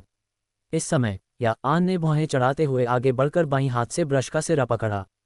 क्विन फैंग की जंगली कसिव लिखावट अचानक रुक गई। तुम क्या कर रहे हो? क्विन फैंग ने अपनी नाखुशी जताई। उसे लगा कि इस बार उसकी लिखावट में काफ़ी प्रगति हुई थी और वह उत्साहपूर्वक लिख रहा था, लेकिन इसे बीच में रोक दिया गया। इतनी बदसूरत अक्षर लिखने के लिए क्या तुम सच में साहित्यिक संत मार्ग का अभ्यास कर रहे हो? या आन ने सीधे सीधे कहा, क्विन फैंग की शान की कोई परवाह किए बिना। वांग शू और दूसरा आदमी एक दूसरे को देखकर मुस्कुराए, जैसे कह रहे हों, जैसा सोचा था वैसा ही निकला। उनके गले में जैसे कोई गांठ थी, वह तुरंत गायब हो गई। यंग मास्टर ने वही कहा जो वे खुद कहना चाहते थे लेकिन नहीं कह पाए थे। क्विन फैंग मुंह खोलकर हैरानी जताए। उसकी आवाज़ ने उसे लिसनिंग रेन पवेलियन के बूढ़े बुजुर्ग की याद दिला दी। दोनों दूसरों की शान की परवाह नहीं करते थे और पीछे हटने की कोई जगह नहीं छोड़ते थे। जब क्विन फैंग थोड़ी देर के लिए स्तब्ध था, या आन ने ब्रश छीन लिया और सफ़ेद कागज़ पर खुद लिखना शुरू कर दिया। पीला सूर्य क्रिस्टल, स्वर्गीय फीनिक्स लकड़ी, 9 मोड़ जलती हुई फूल। दवाओं के नाम कागज़ पर स्पष्ट रूप से दिखाई दिए। लिखावट नाजुक और सुखदायक थी, पहले की टेढ़ी मेढ़ी अक्षरों से बहुत बेहतर। सबसे महत्वपूर्ण बात यह थी कि या आन ने ये अक्षर अपने गैर प्रधान हाथ बायां हाथ से लिखे। तुलना न की जाए तो कोई हानि नहीं। क्विन फैंग इतना गुस्से में था कि कुछ नहीं कह सका, लेकिन जब उसने दवा के नाम देखे तो उसने आश्चर्यचकित होकर पूछा, तुम वास्तव में मेरिडियन की मरम्मत के लिए दवा का फॉर्मूला जानती हो? या आन ने इसे छुपाया नहीं, कुछ कारणों से मैंने संबंधित किताबें देखी थीं। मैंने आंतरिक चिकित्सा की क्लासिक में इसी तरह के रिकॉर्ड देखे थे। शुरू में मैं सुनिश्चित नहीं हो सकी, लेकिन जब मैंने तुम्हें कुछ सामग्री लिखते देखा तो मुझे लगा कि यही सही है। क्विन फैंग ने अपनी आंखें तंग कर लीं, मन में कई सवाल उठे। लिसनिंग रेन पवेलियन की किताबें ज़्यादातर दुर्लभ खजाने थीं और आंतरिक चिकित्सा की क्लासिक चौथी मंजिल पर थी, जो इसे और भी दुर्लभ बनाती थी। वह पहले ही इस बात से हैरान था कि उसने अजीब कीड़े पढ़े थे, लेकिन उसने नहीं सोचा था कि उसने आंतरिक चिकित्सा की क्लासिक भी पढ़ी होगी। ये औरत वास्तव में कौन है? वह इतनी कीमती किताबों तक कैसे पहुंच सकती है? क्या वह लिसनिंग रेन पवेलियन के बूढ़े बुजुर्ग को भी जानती है? रिप, कागज़ फटने की आवाज़ थी। क्विन फैंग की सोच रुक गई और उसकी आंखें चौड़ी हो गईं। उसने क्यों वह हिस्सा फाड़ दिया जिसे मैंने लिखा था? या आन ने मेरी लिखावट वाला हिस्सा फाड़ा और उसे और फाड़ने की कोशिश की, लेकिन उसका दाहिना हाथ सुन्न था, इसलिए एक हाथ से करना मुश्किल था। निराश होकर उसने फाड़ा हुआ कागज़ केवल एक गेंद में मरोड़ा और पास में फेंक दिया। कितना नापसंद करती हो मेरी लिखावट? क्विन फैंग ने मुंह मरोड़ा। भैया आन, चूंकि आप पहले ही फॉर्मूला जानती हो, तो बस एक और प्रति बनाकर अपने अनुयायियों को दे दो। मेरी लिखावट को नष्ट करने की जरूरत नहीं है ना? या आन ने अपनी नज़रें हटाईं, उसकी नाजुक भौहें तन गईं। तुम इसे लिखावट कहते हो? क्विन फैंग मुंह खोलकर हैरान रह गया। इस औरत का स्वभाव बहुत सीधे सादे था, लेकिन उसकी भावनात्मक बुद्धिमत्ता कम लग रही थी। अगर यह उसकी पिछली जिंदगी में 4 लोगों के महिला डॉम में होती, तो कोई उसे 4 लोगों के व्हाट्सएप ग्रुप में शामिल कर सकता था। या आन ने क्विन फैंग की बात को नज़रअंदाज किया और प्रेस्क्रिप्शन पर 3 दवाओं को घेरा: स्वर्गीय फीनिक्स लकड़ी, 7 रंग वाली घास और 1000 साल पुरानी कोल्ड गैनोडर्मा। इसका क्या मतलब है? क्या तुम्हारे पास ये 3 दवाएं हैं? क्विन फैंग ने उत्सुकता से पूछा। नहीं, ये 3 अभी भी गायब हैं, या आन ने शांतिपूर्वक उत्तर दिया। क्विन फैंग स्तब्ध रह गया। दवा बनाने के लिए कुल 23 सामग्री चाहिए थी और उनमें से प्रत्येक कीमती थी। इस व्यक्ति ने 20 सामग्री कैसे इकट्ठा की होंगी? मोलिंटियन, जो उसके पास था, ने उसकी सोच पढ़ी और कहा, फिजिशियन क्विन, क्या आपने जुबाओ फम के बारे में सुना है? क्विन फैंग को यह सुनकर आश्चर्य हुआ। बेशक, उसने इसके बारे में सुना था। उसका अविश्वसनीय बूढ़ा अक्सर यह कल्पना करता कि वह अपना व्यापार जुबाओ फम की तरह सफल बना सके। जुबाओ फम का जन्म राजधानी में हुआ था। शुरू में एक छोटी दुकान थी, लेकिन कुछ ही वर्षों में इसका व्यापार डाकियान के उत्तर पश्चिम और दक्षिण पूर्व में फैल गया। 32 हेवनली सिटीज में इसके शाखाएं थीं। जुबाओ फम का व्यापार व्यापक था। व्यापार कारवां डाकियान के चारों ओर फैले हुए थे। इसके अलावा जुबाओ फम दुर्लभ खजाने और ट्रेजर आर्टिफैक्ट्स इकट्ठा करने में माहिर थी और समय समय पर बड़े नीलामी आयोजित करती थी, जिससे भारी लाभ होता था। सुनने में आया कि जुबाओ फम इतनी जल्दी बड़ी क्यों हुई, केवल रहस्यमय संस्थापक की दूरदर्शिता के कारण नहीं, बल्कि राजधानी में मजबूत समर्थन भी था। अन्यथा 32 हेवनली सिटीज में शाखाएं खोलना इतना आसान कैसे हो सकता था? क्विन फैंग ने कुछ सोच लिया। अगर मेरिडियन मरम्मत की सामग्री जल्दी से इकट्ठा करनी हो, तो निश्चित रूप से जुबाओ फम के संबंधों के माध्यम से। ये लोग वास्तव में एक कारवां हो सकते हैं, और जुबाओ फम की कारवां। इस मामले में स्नो ट्रेडिंग ड्रैगन सटेड और 2 दिव्य युद्ध प्रेरी, जो छठे रैंक से ऊपर थे, हालांकि बड़ा चढ़ाकर बताए गए थे, फिर भी समझ में आते थे। वह केवल यह नहीं जानता था कि यह परिधान बदलने वाली युवा स्वामी जुबाओ फम में कौन सी स्थिति रखती थी। क्या वह किसी हेवनली सिटी शाखा की युवा मालकिन थी? बेशक, मैंने इसके बारे में सुना है। क्विन फैंग का रवैया अब अधिक सम्मानपूर्ण हो गया। गरीबी के कारण सम्मान देना पड़ता है। हमारी युवा स्वामी जुबाओ फम की युवा मालकिन है। मोलिंटियन ने मुस्कुराते हुए कहा। वास्तव में ऐसा ही था। क्विन फैंग ने हवा में सांस छोड़ी। कृपया बताइए, कौन सी हेवनली सिटी शाखा? कौन सी? मोलिंटियन चौंक गया, और जैसे ही वह जवाब देने वाला था, या आन ने बीच में बोल दिया, यूलिन सिटी। क्विन फैंग ने मुंह खोला। यूलिन सिटी डाकियान के दक्षिणी क्षेत्र के केंद्र में एक हेवनली सिटी, पास में माउंट यू, जेवेल और ट्रेजर आर्टिफैक्ट्स में समृद्ध, लगभग धन से भरी हुई। वह यहीं से युवा मालकिन है। वह तो निश्चित रूप से अमीर महिला है। या आन ने जोड़ा, यूलिन सिटी से डाकियान सिटी आने का यह सफ़र मूल रूप से जेड और ट्रेजर आर्टिफैक्ट्स के आपसी लेन देन और व्यापार के लिए था, लेकिन मुझे इस प्रकार की घटना का सामना करना पड़ा। जैसे ही कि युवान सिटी में मामला सुलझ जाएगा, मैं जुबाओ फम की विभिन्न शाखाओं से संपर्क करूंगी। मुझे लगता है कि ये 3 दवाएं ढूंढना मुश्किल नहीं होगा। मुश्किल नहीं होगा। अमीर महिला बस इतनी प्रभावशाली है, इसलिए वह इतनी सीधे और आत्मविश्वास से बोलती है। हालांकि क्विन फैंग चिंतित था, क्या कि युवान सिटी में अराजकता को शांत किया जा सकता है? मेरी जानकारी के अनुसार इस बार आक्रमणकारियों ने अच्छी तैयारी की थी। हॉट डेवोरिंग गो, कीट महामारी, विशाल सेंटीपीड, इनमें से कोई भी एक जीन्यांग सिटी के लिए विनाशकारी हो सकता था। तीनों एक साथ दिखाई दें तो भले ही क्यूवान सिटी हेवनली सिटी हो, इसका सामना करना बहुत कठिन होगा। इसके अलावा क्विन फैंग को विश्वास नहीं था कि वे आक्रमणकारी कोई अन्य चाल नहीं करेंगे। आखिरकार वह भयंकर शक्तिशाली विशाल सेंटीपीड केवल पहला हमला था जो शहर में प्रवेश करने वाला था। हालांकि यह आन अधिक चिंतित नहीं थी। हेवनली सिटी की सुरक्षा क्षमता डाकियान में बेजोड़ है और इसके पीछे कारण है। क्या तुम्हें 36 स्टॉर्स और 12 डिवाइन जनरल्स के बारे में पता है? बिल्कुल, यहाँ मैं पूरा part chapter 72 36 stars 12 divine generals का हिंदी में अनुवाद कर रहा हूँ, बिना किसी हिस्से को काटे। केन फेंग ने ये सुनकर सिर हिला दिया।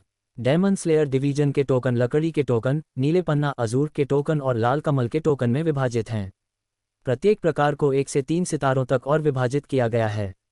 तार्किक रूप से देखा जाए तो 3 सितारा लाल कमल का टोकन डेमन स्लेयर डिवीजन की सबसे उच्च युद्ध शक्ति का प्रतिनिधित्व करता है, लेकिन वास्तविकता में ऐसा नहीं है। हर साल महान कियान की 4 क्षेत्रों की डेमन स्लेयर डिवीजन 3 सितारा लाल कमल टोकन रखने वाले सबसे मजबूत 36 व्यक्तियों को चुनती है और उन्हें साधना कृषि कल्याण के लिए अधिक संसाधन प्रदान करती है। इन व्यक्तियों को 36 सितारे 36 स्टार्स कहा जाता है। जहां तक 12 दिव्य जनरल्स 12 डिवाइन जनरल्स की बात है, उनकी शक्ति 36 सितारों से भी ऊपर है और उन्हें 4 क्षेत्रों के डेमन स्लेयर डिवीजन के निदेशकों द्वारा व्यक्तिगत रूप से नियुक्त किया जाता है। ये व्यक्ति अद्वितीय युद्ध शक्ति रखते हैं, एक किंवदंती जैसी मौजूदगी रखते हैं और 4 क्षेत्रों की रक्षा करने वाले स्तंभ हैं। प्रत्येक स्वर्गीय शहर में कम से कम एक ऐसा योद्धा होता है, आमतौर पर शहर का डेमन स्लेयर डिवीजन निदेशक। लेकिन जैसा कि मैंने क्यूवान सिटी में हुई आपदा के टुकड़े टुकड़े हुए जानकारी से सुना है, डेमन स्लेयर डिवीजन के आपदा आकलन मानकों के अनुसार ये संभवतः क्लास ए तक पहुंची होगी। शहर की मौलिक युद्ध शक्ति अकेले इसका सामना नहीं कर सकती। डेमन स्लेयर डिवीजन शहर में घुसपैठ करने वाली आपदाओं को 4 ग्रेडों में वर्गीकृत करता है, ए, बी, सी और डी। ग्रेड जितना अधिक होगा, शहर के विनाश की संभावना उतनी ही अधिक होगी। क्लास ए आपदा से निपटने के लिए कम से कम 1 दिव्य जनरल और 3 36 सितारे की तैनाती आवश्यक होती है, केवल तभी स्थिति को पलटा जा सकता है। हालांकि इस स्तर के योद्धा हर जगह दुर्लभ हैं और उन्हें एक साथ एक स्थान पर लाना लगभग असंभव है। या आन ने सिर हिलाया। जैसा मैंने क्यूवान सिटी में देखा, यह आपदा पहले ही क्लास ए प्लस तक पहुंच चुकी थी। क्लास ए प्लस, इसका सामना करने के लिए कम से कम 2 दिव्य जनरल स्तर के योद्धाओं की आवश्यकता होती है। केन फेंग का चेहरा गंभीर हो गया। क्यूवान सिटी में आपदा इतनी भयानक थी? अगर यह इतना खतरनाक है तो आप अभी भी क्यों मानती हैं कि यह आपदा शमन की जा सकती है? केन फेंग ने अपना संदेह व्यक्त किया। हालांकि उसने स्पष्ट रूप से नहीं कहा, लेकिन उसके चेहरे के भाव से यह स्पष्ट था कि वह यही सोच रही थी। साहित्यिक संत लिटरेरी सेंट का छठा रैंक क्या है? या आन ने सवाल के रूप में जवाब दिया। ये ज्योतिष के लिए होता है, केन फेंग ने तुरंत उत्तर दिया। चाओ वेन सूत्र में इसका परिचय था, जिसमें कहा गया था कि यह छठा रैंक तारों का निरीक्षण करने, भविष्य बताने और दुर्भाग्य से बचने की क्षमता रखता है। हालांकि पुस्तक ने सूक्ष्म रूप से ये भी संकेत दिया था कि व्यावहारिक रूप में ये क्षमता काफी रहस्यमय है। उदाहरण के लिए, आप $1 करोड़ के लॉटरी जीत की भविष्यवाणी करना चाह सकते हैं, लेकिन परिणाम केवल ये होगा कि आप घर पर बैठेंगे, ड्रॉ का इंतजार करेंगे और संयोग से सीढ़ियों से गिरने से बचेंगे। या आन ने हल्का सा सिर हिलाया। आसमान निगरानी राष्ट्रीय उपाध्यापक सेलेस्टियल सर्वेलेंस नेशनल प्रिसेप्टर ने पहले ही क्यूवान सिटी में आपदा का पूर्वानुमान लगा लिया था। लॉर्ड गन इमोर्टल 12 दिव्य जनरलों में से एक, 3 36 सितारों के साथ पहले से ही क्यूवान सिटी में तैनात थे। ऐसा हुआ। केन फेंग की आंखें चौड़ी हो गईं। ऐसी भयानक विधियों और धोखे में क्या फर्क है? या आन ने केन फेंग के विचारों को पढ़ लिया और समझाया। यह मत सोचो कि हर साहित्यिक संत जो छठे रैंक में प्रवेश करता है, में ऐसी क्षमता होती है। आसमान निगरानी राष्ट्रीय उपाध्यापक, जो राजधानी में तैनात है, दुनिया में सभी जीवों की शक्ति का उपयोग करता है, साथ ही असेंशन टावर के तार निरीक्षण उपकरण के साथ इस प्रकार की भविष्यवाणी करता है। अन्य किसी के लिए यह कर्म असहनीय होगा और वे इससे मर सकते थे। केन फेंग ने राहत की सांस ली। ये समझ में आता है, अगर इसकी कोई कीमत नहीं होती तो क्या यह अजेय नहीं होता? हालांकि यह कोई आश्चर्य नहीं कि महान कियान साम्राज्य इतनी स्थिरता के साथ खड़ा है। ऐसे शक्तिशाली व्यक्ति के निगरानी में रहकर इसे गिराना कठिन है, उसने कहा। लेकिन तब भी क्यूवान सिटी की अपनी युद्ध शक्ति जोड़कर भी ये केवल क्लास ए आपदा से निपटने के लिए पर्याप्त होगा। क्लास ए प्लस के लिए यह अभी भी पर्याप्त नहीं है। या आन ने सिर हिलाया और धीरे धीरे उन विवरणों को याद करना शुरू किया जिन्हें वांगशु और अन्य व्यक्ति ने छिपाया था। उस समय शहर अराजकता में था। 2 उच्च स्तरीय योद्धा आकाश में टकराए, उनकी शक्तिशाली की चीख लहर की तरह चारों ओर फैल गई, जिससे घर ध्वस्त हुए, सड़कें टूट गईं और पीड़ा के रोने की आवाजें गूंजने लगीं। वांग शू और अन्य व्यक्ति भी इस लड़ाई में शामिल हुए कीड़ों से लड़ रहे थे। उनकी शक्ति के साथ, जो कीड़े सामान्यतः 3 ट्रिब्यूलेशन शक्ति ट्रिब्यूलेशन पावर से कम रखते थे, से निपटना आसान था। लेकिन उसी समय एक काला 3 सिर वाला 6 बाहों वाला बुद्ध अचानक क्यूवान सिटी के ऊपर प्रकट हुआ। उसने हाथ जोड़कर ताली बजाई और भयंकर दबाव नीचे गिरा, सीधे शहर का 1/5वां हिस्सा नष्ट कर दिया। या आन प्रभावित हुई और गंभीर रूप से घायल हो गई। उस समय उसके दाहिने हाथ की मेरिडियंस पूरी तरह कट गई थी। उसे बचाने के लिए वांग शू और अन्य व्यक्ति ने दबाव का कुछ हिस्सा सहन किया, गंभीर चोटें झेलीं। वे ज्यादा देर नहीं रुके, या आन को घोड़े पर जल्दी से बिठाकर शहर के गेट की ओर दौड़े। क्यूवान सिटी से बाहर देखते हुए कीड़े महासागर की तरह घने थे। बचने के लिए उन्हें एक रास्ता बनाना पड़ा। हालांकि शहर के डेमन स्लेयर डिवीजन के कर्मी लड़ रहे थे, उनकी क्षमताएं इतनी पर्याप्त नहीं थीं कि कीड़ों की भीड़ को रोक सकें। जब तक काला छाया दक्षिणी आकाश में तेजी से उड़ गया। कौन था वह? केन फेंग ने पूछा। या आन ने सिर हिलाया। उसने काले वस्त्र और सफ़ेद मुखौटा पहन रखा था, जिससे चेहरा पहचान में नहीं आया। लेकिन केवल हाथ हिलाने से कीड़े बड़े पैमाने पर धूल में बदल गए। मू लिंटियन, जो डिवाइन मार्शल लिनिएज का अभ्यास करता है, ने जोड़ा। उसकी शक्ति अकल्पनीय थी। रास्ता बनाने के बाद वह शहर की दीवार पर लिपटे विशाल जायंट सेंटीपीड की ओर उड़ा और उससे लड़ाई की, जिससे लॉर्ड गन इमोर्टल को स्वतंत्र किया। इसके बाद जो हुआ वह वांग्यू रेसिडेंस के आदमी, वांग शू और अन्य व्यक्ति ने पहले ही बताया था। सफ़ेद मुखौटे वाला रहस्यमय व्यक्ति विशाल सेंटीपीड से टकराया और लड़ाई का प्रभाव उन्हें प्रभावित किया। उस समय या आन को बैंगनी सांप ने काट लिया और उसका जीवन खतरे में था। उसे बचाने के लिए वे वहां देर तक नहीं रुके और रात तक दक्षिण की ओर दौड़े, जिन्यांग सिटी की ओर भागे। ये तर्कसंगत है कि उस रहस्यमय व्यक्ति का प्रकट होना भी आसमान निगरानी राष्ट्रीय उपाध्यापक की भविष्यवाणी में शामिल था, या आन ने निश्चित रूप से कहा। उसकी आवाज़ में गहरी प्रशंसा थी। तो ऐसा था, किन फेंग ने विचार किया और सिर झुकाया। उस स्थिति में दोनों पक्ष वास्तव में बराबर थे। वांग्यू रेसिडेंस के आदमी, वांग शू और या आन की बातें मिलाकर क्यूवान सिटी आक्रमण आपदा की शुरुआत और प्रगति लगभग स्पष्ट हो गई थी। परिणाम के लिए उन्हें अभी प्रतीक्षा करनी थी। लेकिन उसके पास एक सवाल अभी भी था। वे 2 डेमन स्लेयर डिवीजन सदस्य जो क्यूवान सिटी से बचकर आए, वास्तव में क्या कर रहे थे? या आन और अन्य के भागने के अनुभव से उसने एक विवरण देखा जिसे उसने पहले अनदेखा किया था। समय 2 डेमन स्लेयर डिवीजन सदस्य शाम तक जिन्यांग सिटी पहुंचे, जबकि आक्रमण आपदा दोपहर में हुई थी। भले ही 1000 माइल स्पीड तेज थी, वहां पहुंचने में कम से कम 5 से 6 घंटे लगते। दूसरे शब्दों में, वे दोनों क्यूवान सिटी से पहले ही प्रस्थान कर चुके थे, जब आपदा शुरू भी नहीं हुई थी। ये तर्कसंगत नहीं था। तभी 4 अप्रत्याशित लोग किन निवास के पिछले हॉल के बाहर पहुंचे।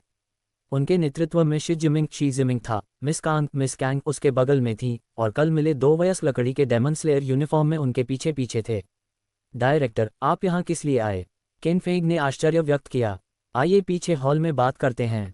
सभी पीछे हॉल में चले गए और शी जिमिंग सीधे बोले, क्यूवान सिटी में कल क्लास ए प्लस आपदा हुई थी। हमें आज सुबह समाचार मिला कि आक्रमणकारी रात में पीछे हटा दिए गए, लेकिन ड्रैगन सप्रेसिंग स्टेल को उन्होंने चुरा लिया। शहर के डेमन स्लेयर डिवीजन के शीर्ष योद्धा पहले ही पीछा करने गए हैं। ये सुनकर सभी के चेहरे बदल गए। कुछ ने राहत की सांस ली, कुछ ने सांस छोड़ी, लेकिन केवल या आन का चेहरा गंभीर था। ड्रैगन सप्रेसिंग स्टेले एक वस्तु है जो किसी क्षेत्र की भाग्य लक को दबाती है। किंवदंती के अनुसार महान कियान के 32 स्वर्गीय शहर यादृच्छिक रूप से नहीं चुने गए थे, बल्कि ये महत्वपूर्ण भाग्य नोड्स, लक नोड्स थे। हालांकि भाग्य की अवधारणा गहन और रहस्यमय है, और किन फेंग इसे पूरी तरह नहीं मानता था। जो वह और भी कम समझ पा रहा था, वह ये था कि ये आक्रमणकारी बुरी आत्मा ये चीज़ क्यों चुराएंगी। क्या उनकी मूल योजना यही थी? समझ न पाने पर किन फेंग ने ऊपर देखा। तो डायरेक्टर, आप मेरे पास किस लिए आए? शी जिमिंग ने उत्तर नहीं दिया। इसके बजाय उसके बगल में लकड़ी के डेमन स्लेयर यूनिफॉर्म में पतले चेहरे वाले आदमी ने कहा, हम आशा करते हैं कि आप हमारे साथ क्यूवान सिटी चलेंगे। अध्याय 74, 2 असामान्य लोग। घोड़े पर यात्रा करते हुए किन फेंग ने सच में बहुत कष्ट झेला। जो व्यक्ति घुड़सवारी नहीं जानता, उसके लिए लगातार उछलना कूदना स्वाभाविक रूप से पेट में मरोड़ पैदा करता है। किन फेंग को और भी असहज इस बात ने किया कि शी जिमिंग की पीठ पर बंधा हुआ वह बड़ा लौकी पात्र लगातार उससे टकरा रहा था। खासकर जब घोड़ा उछलता तो वह बड़ी लौकी उसके निचले शरीर पर दब जाती। वह अनुभूति ऐसी थी जिसे शब्दों में बयान करना कठिन था। अगर वे पहाड़ी रास्तों या नदी किनारे के समतल मार्गों से जा रहे होते तो भी ठीक था, कम से कम सड़क कुछ स्मूथ होती, गड्ढे कम होते और घोड़ा बार बार उछलता नहीं। लेकिन न जाने यांग हे और उस दूसरे आदमी को क्या सनक सवार थी, उन्होंने अच्छे रास्तों को छोड़ दिया और ज़बरदस्ती पहाड़ों और जंगलों से होकर जाने लगे। घोड़ा लगातार झटके खा रहा था। ऐसी स्थिति में कौन पुरुष सह सकता था? नहीं, अब और नहीं सह सकता। अगर ऐसा ही चलता रहा तो मेरी निचली देह ही खराब हो जाएगी। केन फेंग का चेहरा पीड़ा से भर गया। वह मुंह खोलकर घोड़ा बदलने की विनती करना चाहता था। उसी समय यांग हे ने पहले ही लगाम खींच ली। 1000 मील घोड़े ने हिनहिनाया और धीरे धीरे रुक गया। दस्ते के पीछे चल रहे झांग तियान्नान ने सबसे तेज प्रतिक्रिया दी। बिना कुछ कहे उसने भी लगाम कस ली और उसका घोड़ा भी रुक गया। क्या हुआ? शिजीमिंग ने पूछा। यांग हे ने उत्तर दिया, कल मेरे 1000 मील घोड़े और भाई झांग के घोड़े ने लंबी दूरी तय की थी। घोड़े बहुत थक गए हैं। आज क्यूवान शहर लौटने की जल्दी नहीं है, इसलिए यहाँ थोड़ी देर आराम करेंगे। आराम कर सकते हैं। केन फेंग ने राहत की सांस ली।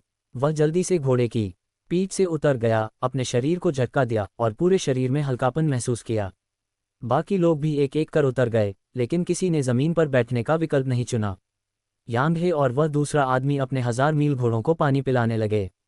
शिजीमिंग ने अपने कपड़ों के भीतर से एक छोटी शराब की लौकी निकाली, सिर पीछे किया, एक घूंट लिया और संतुष्ट भाव दिखाया। जहां तक चांग फेइलान की बात थी, उसने एक ऊंचे वृक्ष के सहारे टिककर आंखें बंद कर लीं। केन फेंग को इसमें कोई आश्चर्य नहीं हुआ। आखिर आपात स्थिति में खड़े व्यक्ति की प्रतिक्रिया गति हमेशा बैठे हुए व्यक्ति से तेज होती है। इन लोगों का पेशेवर रवैया उसके भीतर सुरक्षा की भावना को और मजबूत कर रहा था। बेशक यात्रा के दौरान शिजीमिंग का शराब पीना केन फेंग की नज़र में उसके कुछ अंक घटा गया। धीरे धीरे चांग फेइलान की ओर चलते हुए केन फेंग ने उसके पास एक आरामदायक जगह चुनकर बैठने का निश्चय किया। वैसे भी वह तो एक युद्ध 5 कूड़ा था, खड़े रहने या बैठने में कोई खास फर्क नहीं, इसलिए खुद को क्यों सताए। उसने बगल में बैठी उस सुंदर स्त्री की ओर नजर डाली। भले ही उसका चेहरा काले दुपट्टे से ढका था, लेकिन बाहर दिख रहा उसका आधा नाजुक प्रोफाइल भी मन को तरोताज़ा और प्रसन्न कर देता था। सोचने पर उसने अब तक चांग फेइलान का पूरा चेहरा कभी नहीं देखा था, ये बात उसे थोड़ी खलती थी। उसी समय उसने देखा कि यांग हे और वह दूसरा आदमी अपनी काठी के पास से पानी की बोतलें निकालकर भरपूर पी रहे हैं। तभी केन फेंग के मन में एक योजना आई। उसने सहजता से अपनी शुमी अंगूठी से एक पानी की बोतल निकाली। जैसे ही उसने ढक्कन खोला, मानो अचानक कुछ याद आ गया हो, उसने बोतल चांग फेइलान की ओर बढ़ाई। मिस चांग, आप इतनी दूर से यात्रा कर रही हैं, प्यास तो लगी होगी, है न? मेरे पास साफ पानी है, अगर आपको आपत्ति न हो तो थोड़ा पी लीजिए। चांग फेइलान, जिसने अपनी बाहें सीने पर बांध रखी थीं, ये सुनकर धीरे से आंखें खोलीं। उसने सिर घुमाकर देखा, उसकी फीकी हरी आंखें अब भी मोहक और डर पैदा करने वाली थीं। काले दुपट्टे के नीचे की रूपरेखा हल्की सी हिली और एक मंद आवाज आई, जरूरत नहीं। योजना असफल हो गई। केन फेंग केवल झेपते हुए पानी की बोतल वापस ले सका और खुद एक घूंट पी लिया।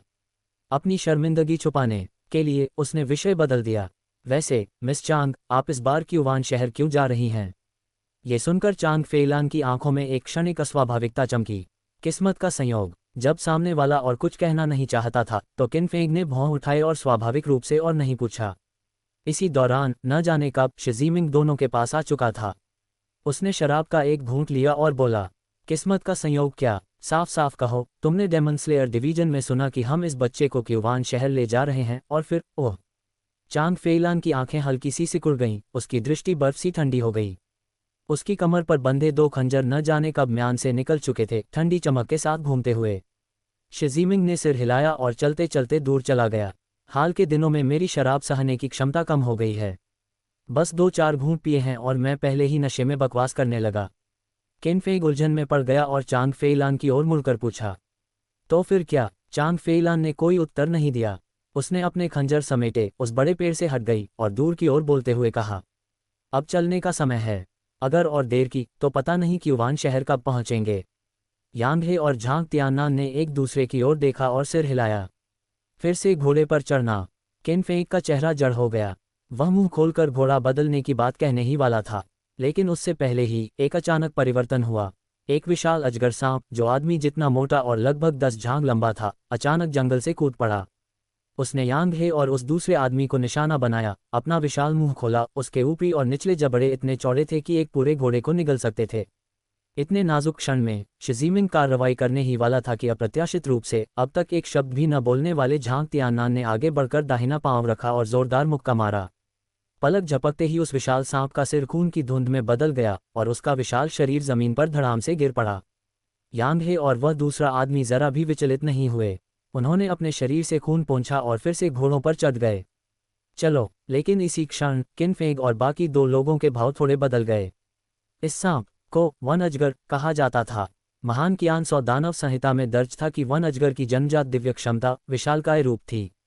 2 चक्र आपदा शक्ति पर वह 10 झांक तक पहुंच सकता था, 4 चक्र पर 20 झांक तक, और उसकी शक्ति अपार होती थी। अभी अभी दिखे इस वन अजगर की ताकत स्पष्ट रूप से 2 चक्र आपदा शक्ति की थी। लेकिन इसके बाद एक समस्या सामने आई। किन फेंग पहले ही झांक तियान्नान की कमर पर लटका लकड़ी का टोकन देख चुका था। वह सिर्फ एक सितारा लकड़ी का टोकन था जिसे लड़ाकू शक्ति में बदला जाए तो अधिकतम 9वें दर्जे की चरम अवस्था तक ही पहुंचता। तो फिर ऐसा व्यक्ति इतनी शक्तिशाली वन अजगर को एक मुक्के में कैसे मार सकता था? इसका केवल एक ही कारण हो सकता था, उसने अपनी असली शक्ति छिपा रखी थी। और दूसरा व्यक्ति यांग हे ये दृश्य देखकर भी शांत और अचंचल रहा, मानो उसे इसकी आदत हो। ये भी बेहद संदिग्ध था। ये दोनों ठीक नहीं हैं। किन फेंग ने निगल लिया, उसकी डबल पुतलियां फैल गईं और वह दोनों को देखने लगा। दुबले चेहरे वाला यांग हे घनी हरी यिनकी से घिरा हुआ था, जो शी जीमिंग से बस थोड़ा ही कम थी। भले ही वह 5वें दर्जे के पपेट शैडो क्षेत्र तक न पहुंचा हो, लेकिन ज्यादा दूर भी नहीं था। वहीं गंभीर और कम बोलने वाला झांग तियान्नान, उसके भीतर प्रचुर रक्त की और निरंतर स्वर्ण की प्रवाहित हो रही थी। अभी अभी के उसके मुके की शक्ति को जोड़ें तो वह अत्यधिक संभावना से 6ठे दर्जे बल संग्रह का शिखर विशेषज्ञ था। ये दोनों इतने शक्तिशाली थे, साफ साफ जेड टोकन स्तर की क्षमता रखते थे, फिर भी उन्होंने लकड़ी टोकन वाले डेमन स्लेयर होने का नाटक क्यों किया? किन फेंग को एक अजीब सी घबराहट महसूस हुई, उसकी खोपड़ी में झुंझुनी दौड़ गई। उसने चुपके से अपनी हथेली भींची ताकि खुद को शांत रख सके। बाहर से अब भी ऐसे दिखावा करता रहा मानो कुछ हुआ ही ना हो। स्वाभाविक रूप से अब वह घोड़ा बदलने की बात दोबारा कहने की हिम्मत नहीं कर सका। इस समय शी जीमिंग के पास रहना ही सबसे सुरक्षित विकल्प था। पांचों फिर से घोड़ों पर चढ़े और यात्रा जारी रखी। यांग हे अब भी सबसे आगे था, झांग तियान्नान सबसे पीछे, मानो दोनों पहले से ही किसी मौन समझौते पर पहुंच चुके हों। पहले किन फेंग को यांग हे और उस दूसरे आदमी की स्थिति में कुछ भी गलत नहीं लगा था। उसने बस यही सोचा था कि वे पूरे दल की सुरक्षा के लिए ऐसा कर रहे हैं। लेकिन अब साफ साफ लग रहा था कि वे तीनों को बीच में घेरने का इरादा रखते हैं। यात्रा के दौरान जब यांग हे और वह दूसरा आदमी ध्यान नहीं दे रहे थे, किन फेंग ने धीमी आवाज में कहा, निदेशक। वे एक छाया से बना छोटा सा हाथ अचानक किन फेंग का मुंह ढक गया और उसके शब्द बीच में ही रुक गए। शी जीमिंग ने घोड़े की लगाम हिलाई। उसका मुंह नहीं हिला, लेकिन उसकी आवाज सीधे किन फेंग के कान में गूंज उठी। आगे की पूरी यात्रा में चाहे कुछ भी हो जाए, मेरे पास से एक कदम भी दूर मत जाना।